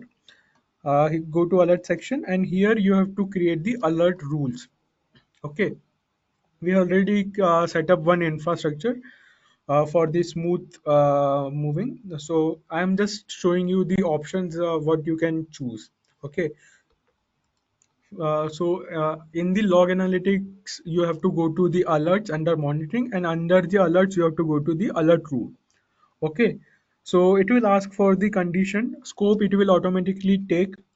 So no worry. You don't have to worry about the scope. But in the condition, you have to select the signal name. For our case, we are using the custom log search. Okay. So just you use this log search, custom log search, and here you have to give the query. Okay, for searching. I will just show you the query.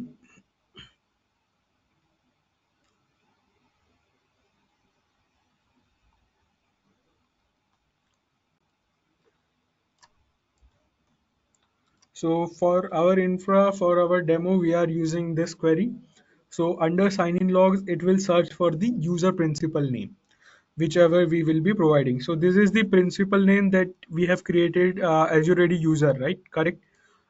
Whose credentials, whose email ID and password will act as a canary token. We have to add that email address here.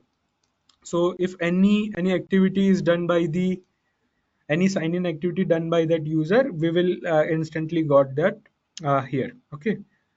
Now for the measurement, you don't have to change anything. And in the alert logic here, this is important. So you have to select in the operator, you have to select the greater than, and in the threshold value, you have to select 0. It means any logs greater than 0, which will if it's come, if any logs are there, so it will trigger the alert rule. Okay. After creating the this alert rule, you have to go to the action section. In the action, right now we will be not adding any action. Just create the rules. First we have to create the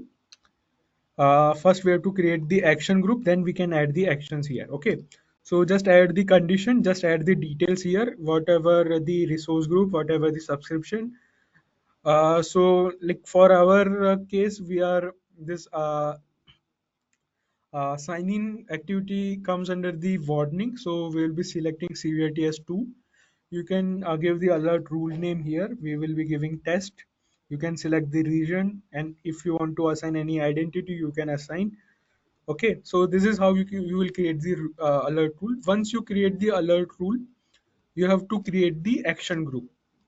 Okay, we have already created the action group for that particular alert. So here you have to go to the action group. You have to give the details, resource group, subscription, region, alert group name, okay, display name. Just go to the notifications, okay. Here in the notification, you can select email, Azure manager role, or you can select email or SMS. We will be selecting email, SMS. Provide the name, provide the email here. If you want to add SMS, if you want to get SMS alert, you can give here. Just click on OK and it will be there, okay. After that, just move to the review and create section and just create the action group. It will be created, okay. I will show you the action group first. So this is the action group, this is the notifications that we have added, okay. After, once you create alert rule and action group, go to alert rule and go to your alert, just edit, and the in the action, here manage action groups, you can add the action group here from here, okay. So just add that action group that we have created, okay. So this is the kind of easy step that we are following. Once you do all these things, you have to go to diagnostic settings, okay. Once you create the so go to the sign in logs under the Microsoft Entra ID, uh, go to the monitoring part, and in the monitoring part you will go to the sign in logs. Here you will find this export data settings, okay. So just go to there, and here you can add the add diagnostic settings. Select the all the logs that you want to send to the log analytics. For in our demo, we are just sending the sign-in logs. Give the name of the this settings, anything. Send to the log analytics workspace, or you can send to Event Hub as well. Stream to Event Hub we will be using in our monitoring infra. For our alerting infra, we are sending logs to the analytic workspace. Here, select your subscription, select your log analytics workspace, and just click on the save. Okay. Yeah, that's it. So this is all how we can deploy the infra. One more thing. So once you create all these things, just do one sign in attempt. So it will create the table. Okay, it will create table here. So after that, once the table is created like this log management, it will create some table here. Once you do sign in, it will create the table. So log analytics might take some times to create this table. So just wait, just be patient. It might take 5 to 10 minutes or even more sometimes to transfer logs from Azure Monitor to log analytics. Okay. That's it. That's all about how you can deploy and how you can implement this whole architecture. We have also automated this architecture through our Terraform scripts. Okay, just a second. I will show you the Terraform scripts.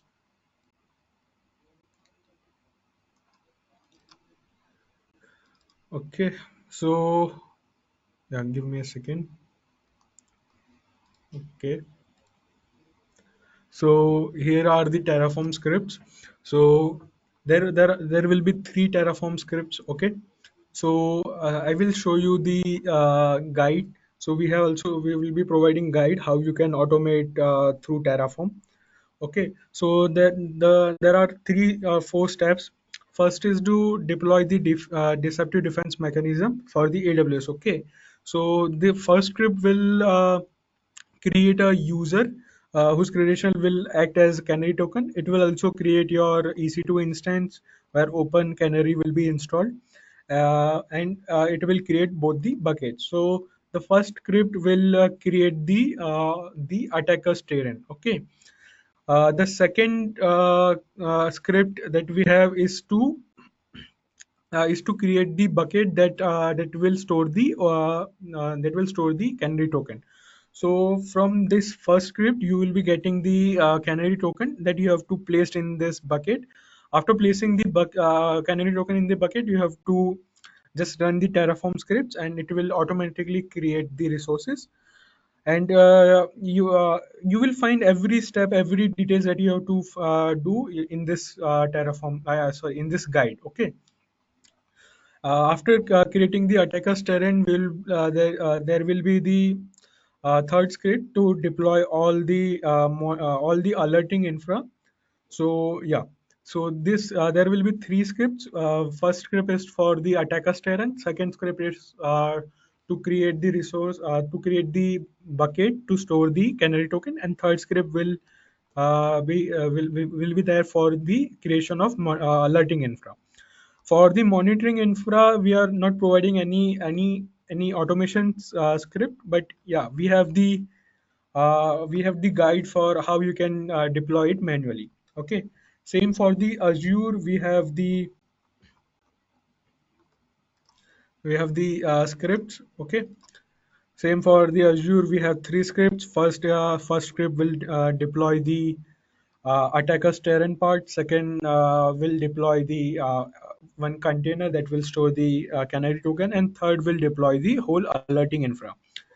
In the Azure, the diagnostic settings that we have created under the signing logs, we have to create manually. That's it. That's one thing we have to create manually in the Azure's alerting part. Rest, all the things are can be automated. Okay. So you will be getting all this Terraform scripts, all this Terraform guides, and the manual deployment guides with all the inclusions. Okay. That's it for the deployment and implementation on AWS and Azure part. Okay. So yeah, now we can take 10 minutes or 5 or 10 minutes break. After that, we will be solving some exercises. We'll be doing some hands-on. Okay. If you guys have any question, any queries, you can ask now.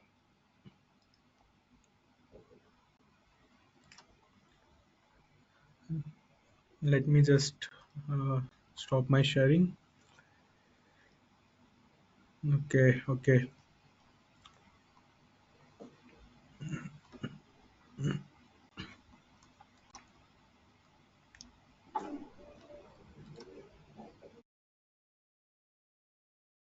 Okay. Let me just start my timer. Start the timer for the break. Just a second.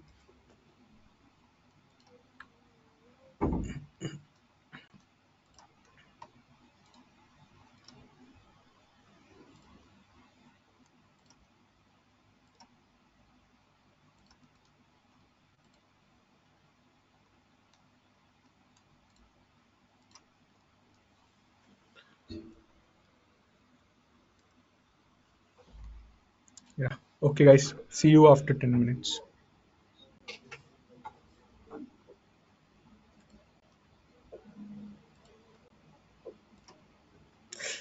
Ay, ay, yo.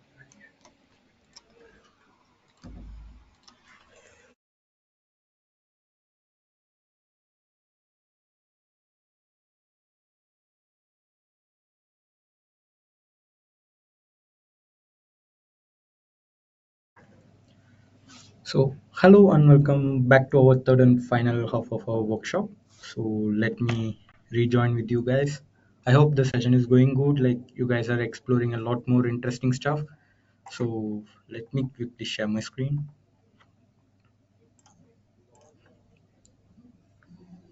Yeah. Can anyone kindly confirm or gives a thumbs up, like if you can clearly see a screen and my voice is audible? Cool.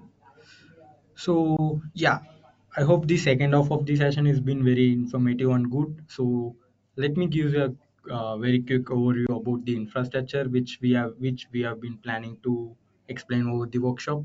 So here, as Parth mentioned, so we have three categorization. One would be the deceptive infrastructure, where one sec. Yeah, one would be the deceptive infrastructure where we have placed multiple misconfiguration, and the other part is the alerting and the monitoring part. So this make a very realistic infrastructure. So let me give you a practical demonstration how realistic this infrastructure would be. So We have, as mentioned, it will be a very hassle free, like you will be getting a detailed documentation of both the manual and automated deployment, so nothing need to be worried on that side of deployment. Just try understanding the workflow, so it will be easier process while if you are planning to deploy the same infrastructure in your enterprise architecture. So as I mentioned previously, just be cautious before deploying over the enterprise infrastructure. Do multiple testing on your local um, cloud infrastructure, and later you can implement those particular in the production or enterprise infrastructure. So same goes with the AWS. So AWS also have the same similar kind of three-tier architecture. One is for the deceptive architecture, second is the alerting and the monitoring part. So let's quickly jump into our exercises. So to gives you a better understanding how it will be look in terms of attackers. So I hope like most of the participants joined today would be on the blue team side or some uh, defensive perspective. I hope like that might be the most probably case. So here the one major part of the lagging in the point of defense or the detection is been the understanding the attack flow. So here you can see like we have deployed an deceptive infrastructure, how the attacks can be happened over the how the deceptive infrastructure will be look in terms in the eyes of the attackers. So let me quickly gives you a practical explanation how the attackers will be seeing this particular infrastructure in their own. So first we have four different categorization: authentication, enumeration, exploitation, and data exfiltration. So we have been mimic the same attack flow as same as the MITRE which we have been following, with which has been implemented over the cloud. So first phase of the mm, infrastructure, first phase of the attacks will begin by the token, which might be the leaked credentials. Okay, so to execute the attack, so first we will be authenticating to the cloud and enumerating the cloud and exploiting multiple services and exfiltrating the sensitive data. So let me quickly show you how we will be effectively enumerating those particular token. So here, like as part mentioned and explained, so we are placing our intentionally created credential or token over the publicly hosted bucket. So first this there are multiple ways the attacker will be performing various enumeration to identify the public bucket. So in case like just assume a case where the web application has multiple images which has been get linked, the images has been get stored in the bucket and it's fetched over the web application. So this is actually followed or the architecture which we have been commonly seeing in the enterprise. So there might be a very high case the web application has been hosted now or been containing the assets in the S3 bucket, where which make the like the data storing easier. So in such case, just assume that we have been intentionally created one enterprise bucket with some attractive or the mm, more attracted way. So the attacker will by default first enumerate the public bucket and try to get access to the particular bucket. So first, let me show you how. Just assume that like we got the bucket initially. So let me share it quickly.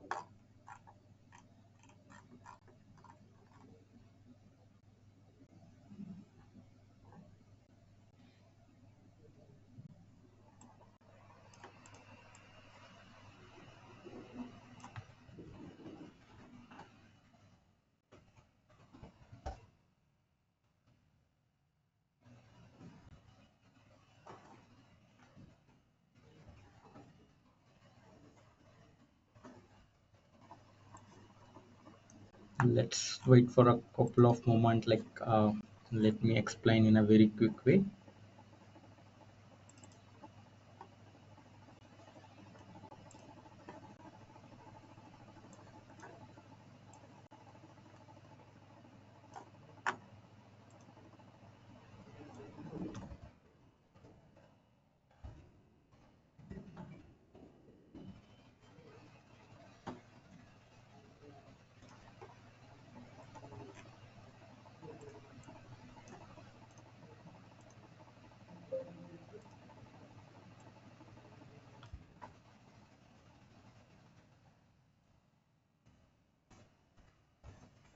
Let us execute sorry.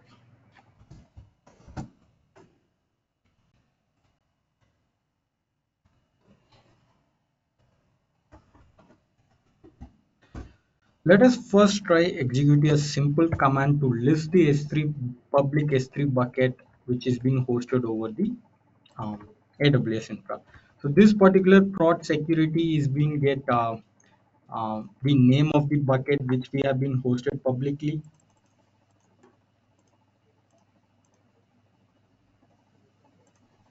One sec.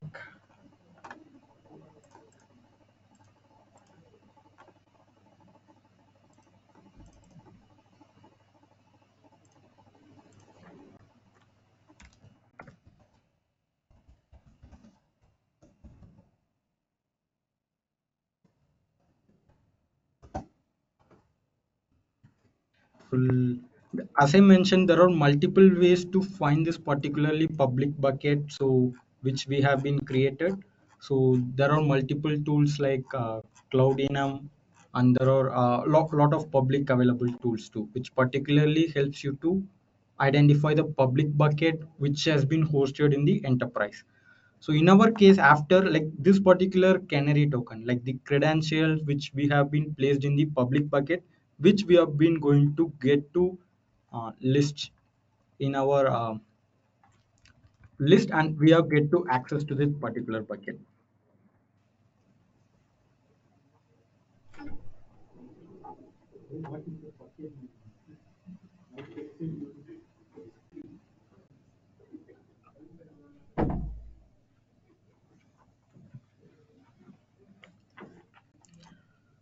So let's wait for 1 minute to get the name of the bucket. So in such case, we have been doing manually, but in case of attackers, like it will be done by many automation tools and script. So let's quickly. So we are using AWS S3 LS with the particular public bucket name with the non-sign-in request, which means we don't need the authentication to list the bucket which has been hosted over the AWS service. So this command will particularly work when the bucket is being hosted publicly, else this command will be get failed. So in our case, in our deployed infrastructure, this is the bucket name which we have been hosted publicly. Yeah, so here you can see the image and source or the subfolders which we can easily get. So I'm using the non-sign-in records, which means that we don't need the credential. You can even try executing those commands from your system. You can successfully get those particular resources because these buckets have been public. So let me get into the source code. So we have been created in such a way to trick that this is been this it's not seems to be it should be in both way, like it should be a legit way, or it should be seems like a legit way to trick them. So here we are finding the env.txt. So let me try to view it. Let me try to copy that.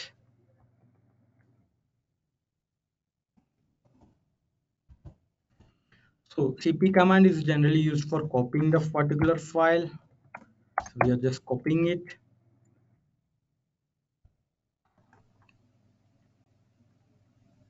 So here we have seen successfully downloaded the env.txt. Env is nothing but the file which generally contains the credential. We are impersonating that we are not aware of deploying those env file, but we have done intentionally to trick them. So this particular deployment will doesn't need to be worry from your end. It's been given in both manual and automation deployment. So just need to download and copy those, like download and execute those. So let me quickly go to my file which I got downloaded now.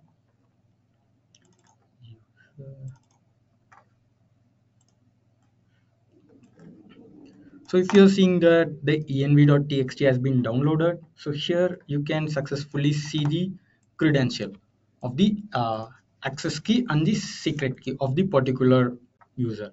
So this is the one of the way to trick like the users to get initially get log into this particular credential.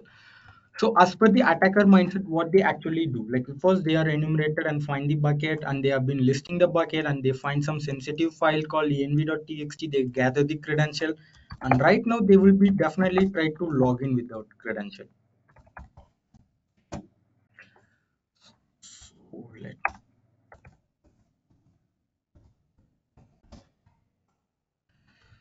So here we need to configure the particular name of those. So I'm just configuring. So we can even disable those particular one, but for our demonstration, I'm just showing that profile and just try logging with those credential which I actually got.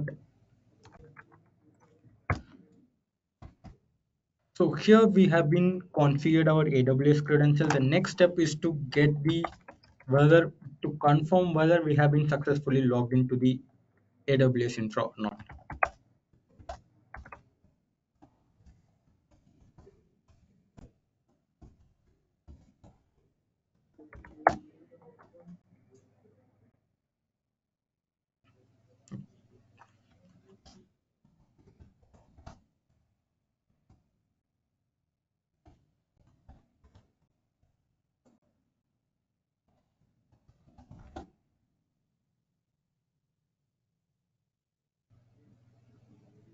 Yeah, so here we have been successfully logged into the AWS account as per the attacker mindset. So as I'm not explaining the defensive or the investigative phase of this particular one, I'm just trying to explain how the architectural which we have been deployed will be look in the eyes of the attacker.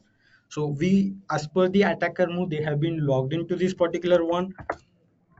So later they will be there is a sequential step. So as I mentioned over the PPT, so here they will be first authenticate to the AWS infra. They will be list the policy which the user they have been get logged in, and they will be enumerate as much as permissions and role which the users get to it. So to list the user, it's just a simple command where the attacker should easily execute. So here I'm just using AWS IAM get user policy with the username and the dash profile. So when I'm just simply click enter, so you will be get to have the policies which the user get to have attached. So here I can see successfully extract the user policy for the user canary attacker where which we have been get this credential from the public S3 bucket. So I can have describe instance, so I can describe the instance, and I'm also having policy to the S3. So basically I have both the policy of the EC2 and the S3. So in such case, after getting those information, right, like the attacker will be trying to first either go to check the S3 buckets or the EC2 instance. So first let us try with the EC2 instance. So first we will be listing the EC2, what are all the permission, like the describe instance will help you describe instance policies or the permission will help you to list the or gather the information of the instance. So let me quickly gather the IP address, public IP address, which is get associated with the EC2. Why I'm just listing the public IP address? In such case, if it is a public IP address, I can, if there is any publicly available port or open port which is associated with this public IP, I can do further attack to this particular case. Here I can see there are multiple machines which have been embedded with multiple public IP. So the traditional attack says that the first we need to do the enumeration phase and we need to find some vulnerable servers and we can try exploitation and get the initial access. So this is how the attack flow will be following procedural in that traditional way. So in such case, we are not, as per the attacker, what they will be doing is they will be performing nmap scan or some network scan on on multiple their discoverable IPs. So let me quickly do a specific IP scan for our intentionally created vulnerable machine. So let me quickly boot up my attacker machine. So here,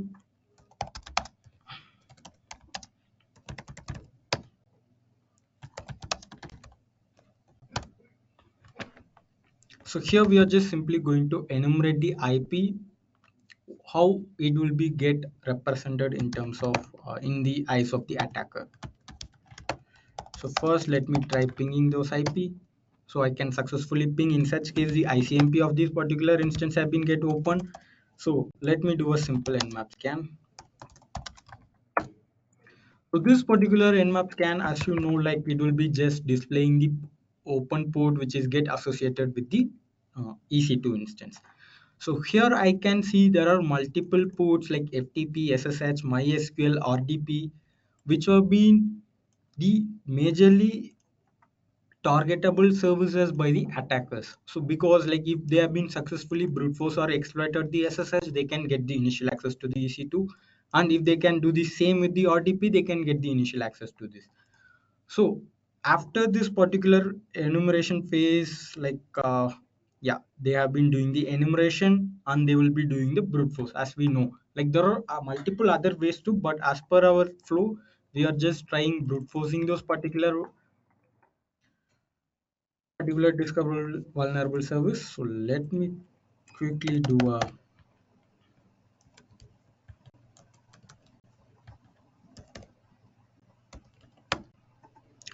So this is a simple brute force we are using the Hydra. As you know, Hydra is commonly used for multiple brute forcing techniques.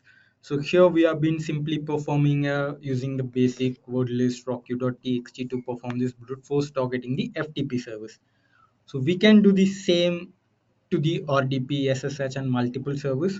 So here as per the description, it's mentioning that it's performing the attack. So let's wait for sometimes there might be a case it might be get paused or fail as per the attacker perspective. So they will be try waiting to until this brute force get completed. But in our demonstration, we are just stopping this particular phase.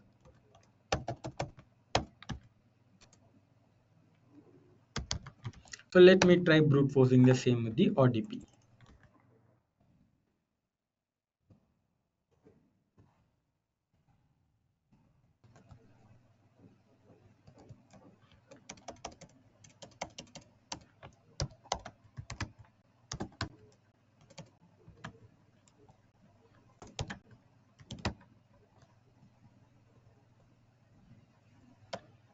So let me define the word list.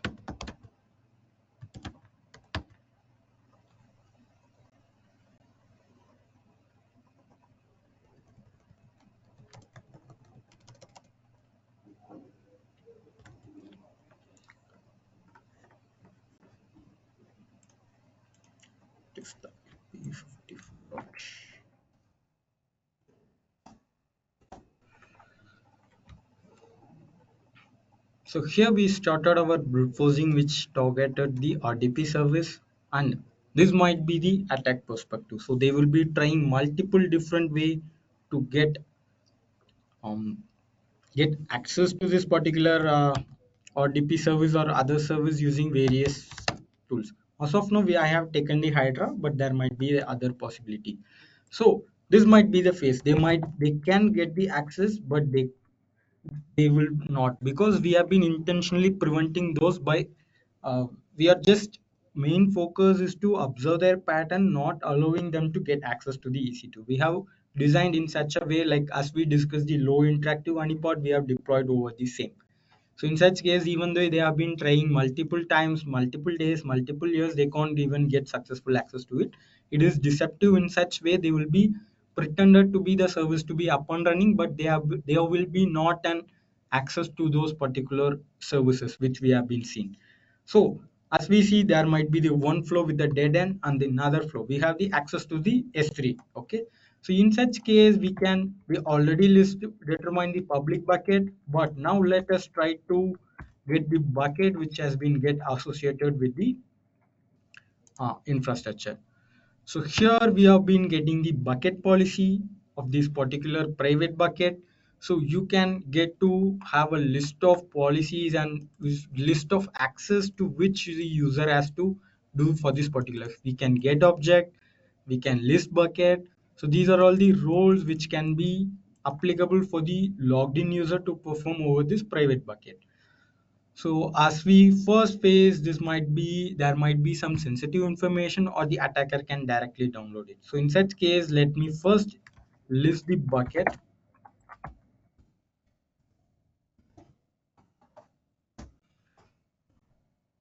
So here I'm just simply using the ls command with this particular profile.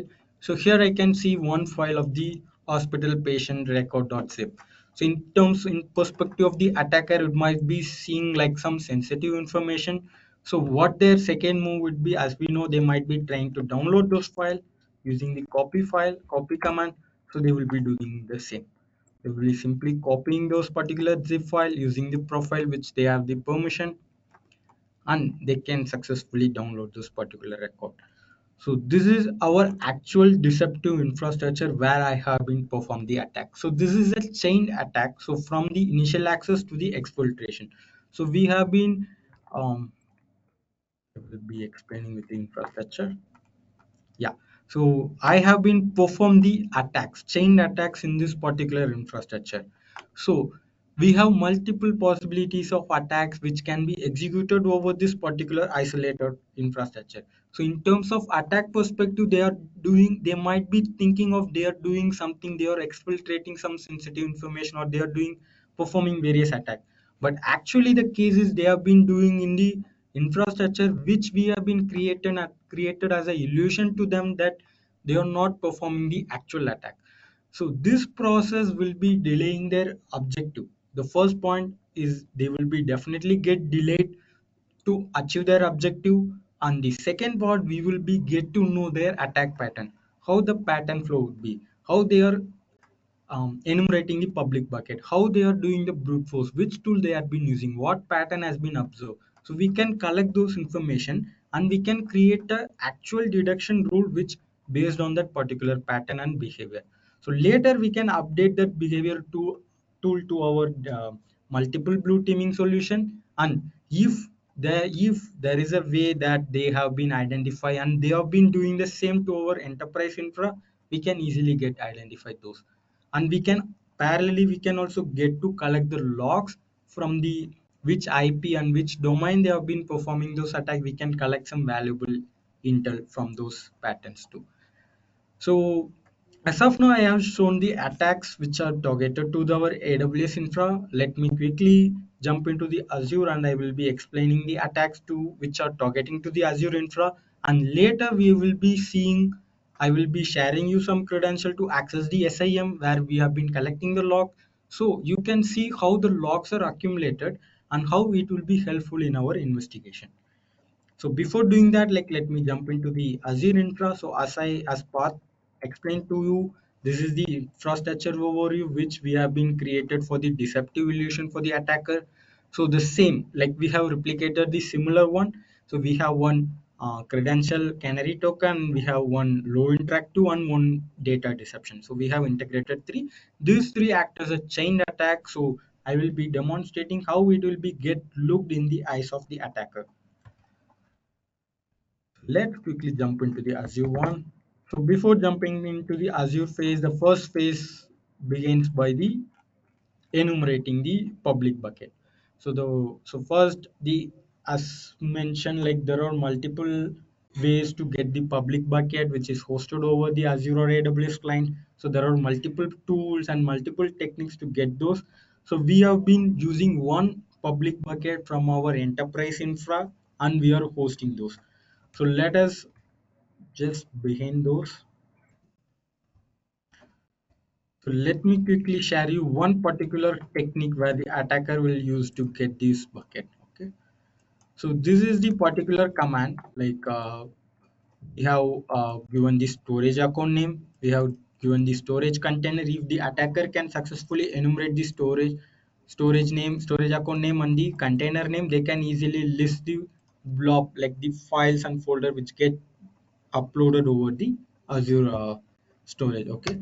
So this can be get enumerated in multiple way. So first, after getting those, like just we are skipping the initial part, like there are multiple possibility way, but we are assuming that we got until this phase, and I'm just listing the mm, file which is get placed under this particular container. So I can see the name of source code.env again. So as we have been replicated in that way, so I'm just need to copy it and just download those particular env.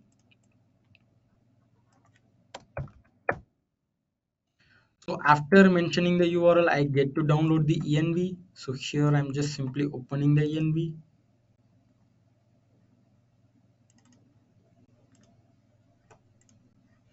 Yeah, so here we have been given with multiple Azure client ID, secret, and email and passwords. We have get to um, imagine that we have identified and enumerated the information of this sensitive credential from the env file. Okay, so here after getting the credential, as same as the attacker will try to authenticate to this particular one and try to enumerate and list the policy and role which they have been get assigned, and they will be based on the policy which they have been assigned, they will be do further exploit. So first let me try accessing this public bucket, like the like try login to the credential which I have been got. So simply I'm just logging in. So here we have been successfully logged in with the credential which we have been get it from the public container. So we have been logged into this particular one, and as same as traditional, the attacker might try enumerating the policy which get associated to this particular account. Let me execute this command. So this particular list command will help you to list the policies which get associated to the user account. Here I can see there are multiple policy which get assigned, like the storage account. I can do the storage account, network interface policy is there, public IP is there. So again, the storage account, we have multiple. So majorly we have the access to the virtual machine and IP and the NIC and the storage account.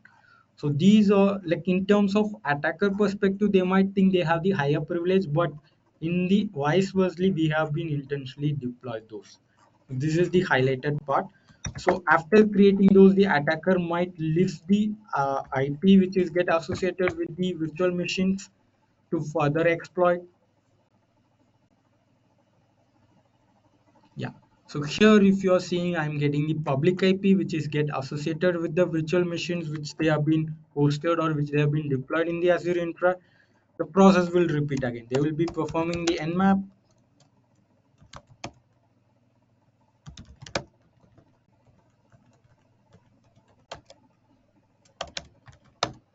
They will be performing the nmap to find some vulnerable service. Yeah, the FTP and SSH seems to be open. Again, the process might be repeated or it might be get changed. So I'm just explaining one particular possible chain attack. So there might be a numerous chain attack which the attacker might be performing. So this is the one possible way. They might be finding the servers, they might be doing the brute force, and hence it's a low interactive honeypot. So it will be keep on attacking, but they will be not getting any interaction session or interactive session or some interaction with the hosted EC2. So let me quickly terminate this. So as we know the user has the storage account, let me quickly list the containers and storage which the user can do it. So after performing those, we can list, let me wait, yeah. So we can find one private container. So we will need to check these, what what exactly the private container contains.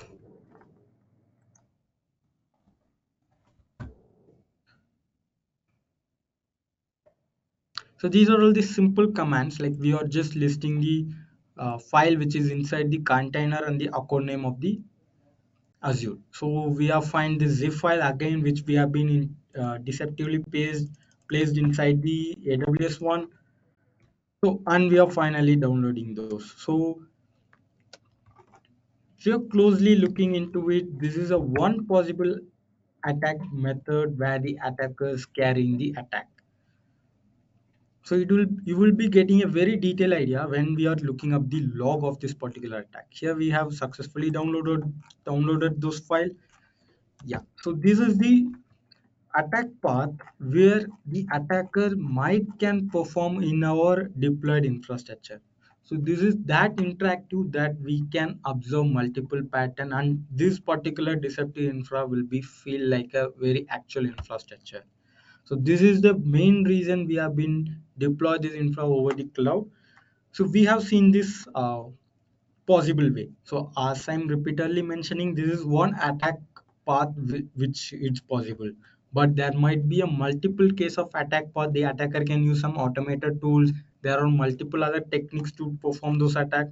So by constantly logging and monitoring those particular infra, we can effectively identify those pattern and IOCs to enhance our defense.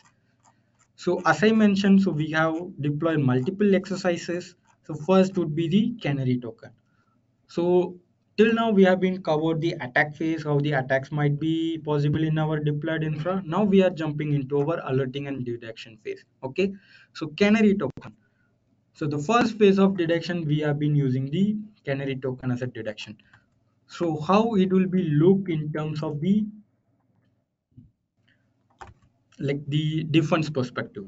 So let me quickly show you my mail. Here you can see as of now we are getting multiple notification from AWS and Azure at 110 and 1250. Okay, so we are going to again log into this particular service and we are see whether we are getting alerts or not. So let me quickly jump into first. Let us perform the AWS via dash dash profile. I'm just re-entering the credential to just show you the just showing the alerting architecture. I'm just mentioning the access key and secret key which I get extracted from the env file. So as per our infrastructure, when the user after logging into this particular account and if they have been try performing the get caller identity, the background process will be get worked and the mail will be get triggered. So after getting the AWS STS get caller identity, so we are seeing the result. But in terms of defense perspective, you will be shown getting the notification from the AWS. Yeah. So we are getting the notification that the CloudTrail alert get caller identity detected. So we can use this alerting mechanism for any of the API calls which we will be executing. But as the initial phase, we have been notifying those particular one. As it's a very resource consuming and billing purpose, so it's not recommended to use the alerting for everything, but for the initial phase. So you will be when the attacker get logged in, you will get a notification that this particular there are some activity which is going on to this particular honeypotting infra. So just a notification. So it is not personally recommended to get a alerting a notification for every API call, but for the initial phase, it's been bit recommended. So we will be performing the same for the Azure. I'm just logging with the credential which I got from the env file. So closely looking into it soon, we will be getting a notification from the Azure. Sometimes the process might be delayed as we already have the logging and the alerting part will be executing in the background. The log accumulation on the cloud will be getting delayed due to the various processes. So it is been recommended to wait or there might be a time gap between the execution and the alerting. It's still a mysterious to get resolved in many enterprise. Even the on-premise logging will be get delayed by default, especially the cloud is taking a bit longer time to get notified those process. But we will be look after sometimes because it will take minimum of 5 to 10 minutes, so we'll be looking after later. So our lost alert is on 110, so we'll be checking after the alerts which we got. So this first exercise would be the canary token. So we are for when the attacker get logged or authenticated, we will be getting a notification either via the email or SMS. So as per our infrastructure which we have provided, we will be getting a mail notification, but we can redesign as per yours too. So the second exercise, SSH brute forcing. So before that, let I will like to personally share you the credential of the SIM ELK which we have been using. So what I will show you first, so you can test it on your own. So as per the under the logs, so we are collecting both the logs of the um, missions of the AWS and the Azure, the EC2 which we have deployed. So we are personally using the Open Canary. You can feel free to use others open source Honeypot too, because it's bit easy to deploy and it's a low interactive too. So it might not harm the host machine, even the attacker are performing multiple way. So the logs which you have been currently showing, before that demonstration, I will like to share you the credential of this particular log, so you can even try vice versa how this particular logs have been looking. We'll get share it with the go to. Yeah. So it just for your reference or the understanding how these logs have been looked in case of the in terms of the SIM and how it will be typically represented. It's not a compulsory or mandatory exercise, just for a reference. So I have been shared you over the go to. So feel free to get try or accessing those. So when you have been logged into this particular SIM console, you get to see the discovery section. Under that, we have multiple indexes. So we have right now we can set the time frame for past 24 hours max, or 31 hour would be good, because we have performed those within this particular time gap. So as I mentioned, the architecture is simple. So we have been deploy those particular to EC2, where we have installed the Open Canary on both Azure and AWS, where we have performed the enumeration and multiple exploitation. The traditional log file of this particular one gets stored on this particular file path, which I'm going to show you. So if you are been integrating those logging into the SIM, it will be typically look like this. So here under the messages, so you can even further pass as per your comfortability. But as of now, I have been giving in the raw logs. So if you are checking the raw log, I'm just trying elaborating this. So if you are trying the raw log, so you can see the destination port, and we have the source host IP, source port, and the IP which is being get targeting to perform this attack. What is the username? What is the pattern? So you will be getting lot of ideas, lot of information from those. Here, from the simple perspective, I can see the source host is being the IP. So for initially I will get to block this particular, I will get this, mark this at Intel as the brute forcing,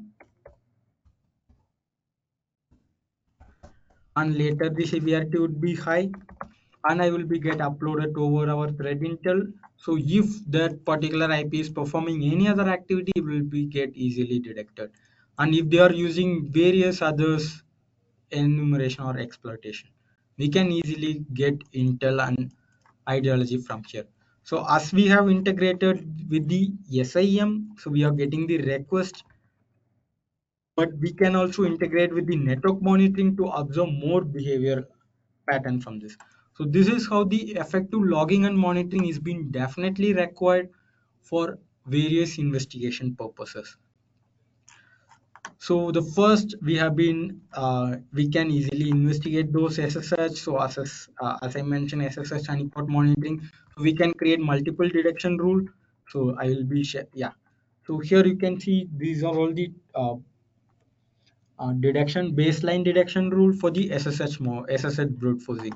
So this is the IDS detection rule. So if you have been try implementing those, first we can mention any traffic to any, which means like any internal or both external activity which is targeting the port 22, which is threshold with the count of 5 per 30 seconds.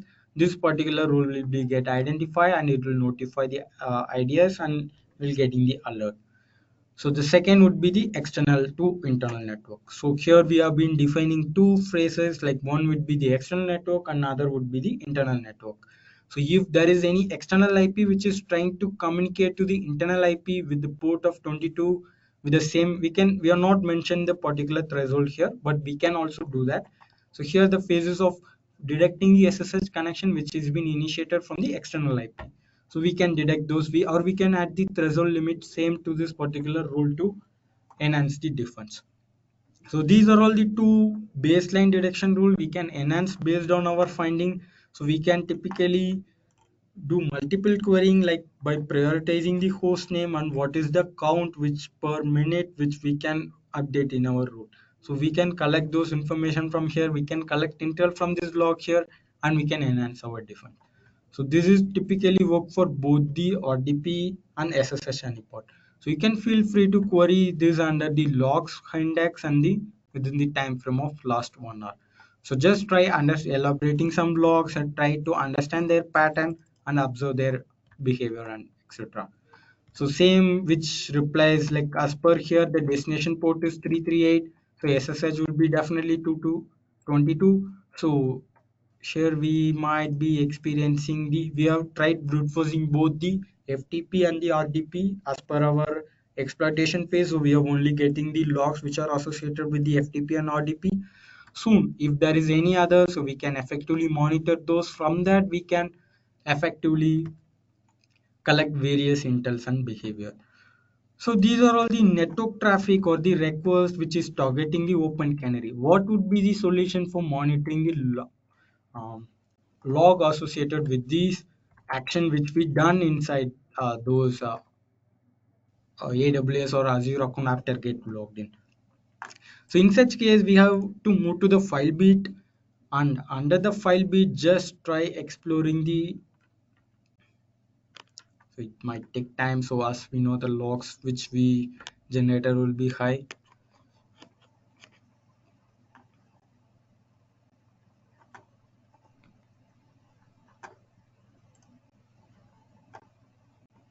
Hope there is no question till now. Yeah.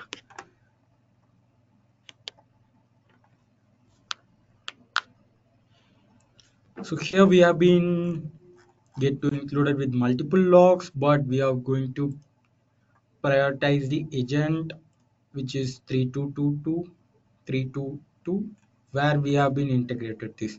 So this is the AWS monitoring purpose. So I will quickly show you the architecture. So this is the architecture which we have been used to collect the logs and transfer to the Elastic. So we are collecting the CloudTrail logs. So you can even integrate the access log or the metric logs to get integrated with the SIM for the further analysis. But for us of now, so I have been choose the agent and I have set the time frame for fast 1 hour. So we have performed the attack there. So here you can see we are getting multiple. So we are getting both Azure and the AWS. So let me try expanding the time frame.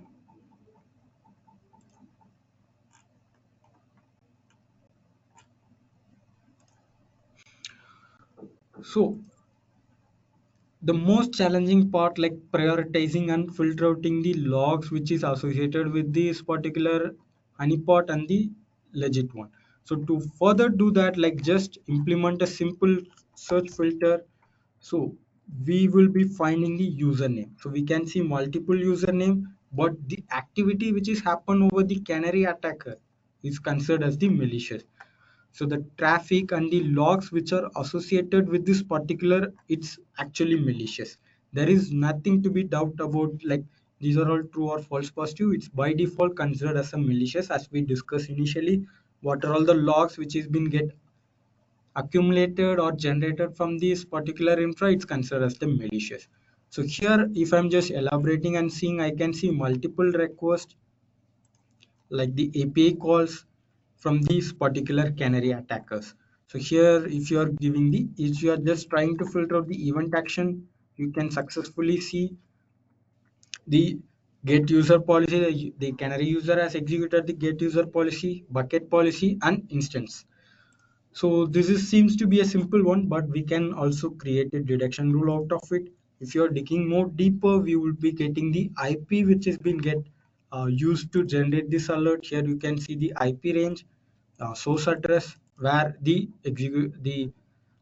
command execution happens.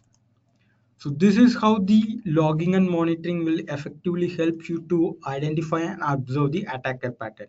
So either you can wait or you can collect, gather those information, or you can convert this as a detection rule Like for example, the event action. So let me show you one, like get user policy event action, which is equal to get user policy, and the username is equal to canary attacker.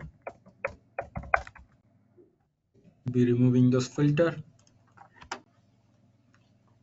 and we are getting this particular. So just for a simple baseline detection rule, you can navigate to the security, and you can create a baseline detection rule. Even whenever this particular activity is happening, the cloud trail will collect and forward to this particular elk, will do the log comparison, and it will be result you back with the alerted instance. So here you can create the alerts as per your enterprise sim solution. It will be applicable on multiple sim. It can be a gray log, it can be a splunk. Based on your enterprise sim solution, you can create the rule and you can monitor effectively. So this is the typical process of honeypotting and the deceptive technique used for uh, preventing the enterprise. So as we act, we almost completed our stuff. Like we have been, we tried to explain as much as information we have planned to deliver. So this is how it will be. So this particular deceptive data monitoring, again we need to collect the other logs. So here we have been only collecting the cloud trail logs to monitor the data which is being get accumulated from the S3 bucket or container. So you need to again configure the access log. So due to the resource management on the billing consumption, so we have been limited and we are collecting only the cloud trail logs. But if you can afford, or if you are if you are ready to test those, so you can also integrate this particular access log and you can integrate with this monitoring. So this is how this particular workshop is been planned. So we actually plan to deliver the importance of deceptive techniques, because mostly enterprise have been not implementing those deceptive techniques. So they will be mostly concentrating on purchasing some proprietary or some proprietary tools. If they have been get installed those, it will be get prevented. So it is also required, but parallelly we will be using such deceptive techniques to delay. It is also resource friendly. If we deploying those, it will be um, delaying those attackers, and we can the major of this particular deceptive technique is to observe their pattern, gather their intel, and enhancing our defense. So this is the three main ideology of the deceptive. It can be done in the cost efficient way, and it can be done on multiple platforms like cloud, on-premise, or even a very basic web service network token. So there are multiple possible way to create a deceptive infrastructure. So yeah, so here we have come to our conclusion. So we hope like you have get a very good idea about this deceptive technology. We are not only plan to do this workshop for a theoretical way, we have been planned to give in a way that you can easily understand and you can replicate those particular skills in your enterprise to enhance the defense. So here we have been pausing it. Like if you have any queries, any doubts, you can feel free to ping on both the go to now, or if you have been getting doubts later, you can feel free to ping in our Discord. So we will be resolving those query. So as we have been promising, you will be getting access to our blue team enterprise course of CCDA. So parallelly, you will be getting this Terraform script, like both the Terraform and the manual deployment. So on the recording of this particular session, so the lab deployment will be getting you via the mail. So we will be sharing you every detail. So if you are seeing this document, you will be get to know we have been categorized in a very detailed way. So here you will be seeing the step-by-step instruction, what role need to be assigned, how it can be get deployed. So if you have been bit worried about manual deployment, you can also vice versa use the Terraform script, which we will be get shared you, and we are also given the documentation for this particular one. So it will be a hassle free, so you can easily deploy those on your infrastructure. So it is a small uh, recommendation from our end. Don't actually deploy those particular Terraform directly to the enterprise. Feel free to test it on your own, do multiple testing on that particular local infra, and feel free to deploy further on the enterprise. We can customize this particular script and you can use it later. So it's time for the questions. If you guys have any questions or query, we will be trying to resolve those now. Okay, I hope it's been clear for all. Okay, once again, thanks for joining. Thanks for attending the webinar. So you will be getting a confirmation mail with the participant certificate with the other materials. Thanks for joining us.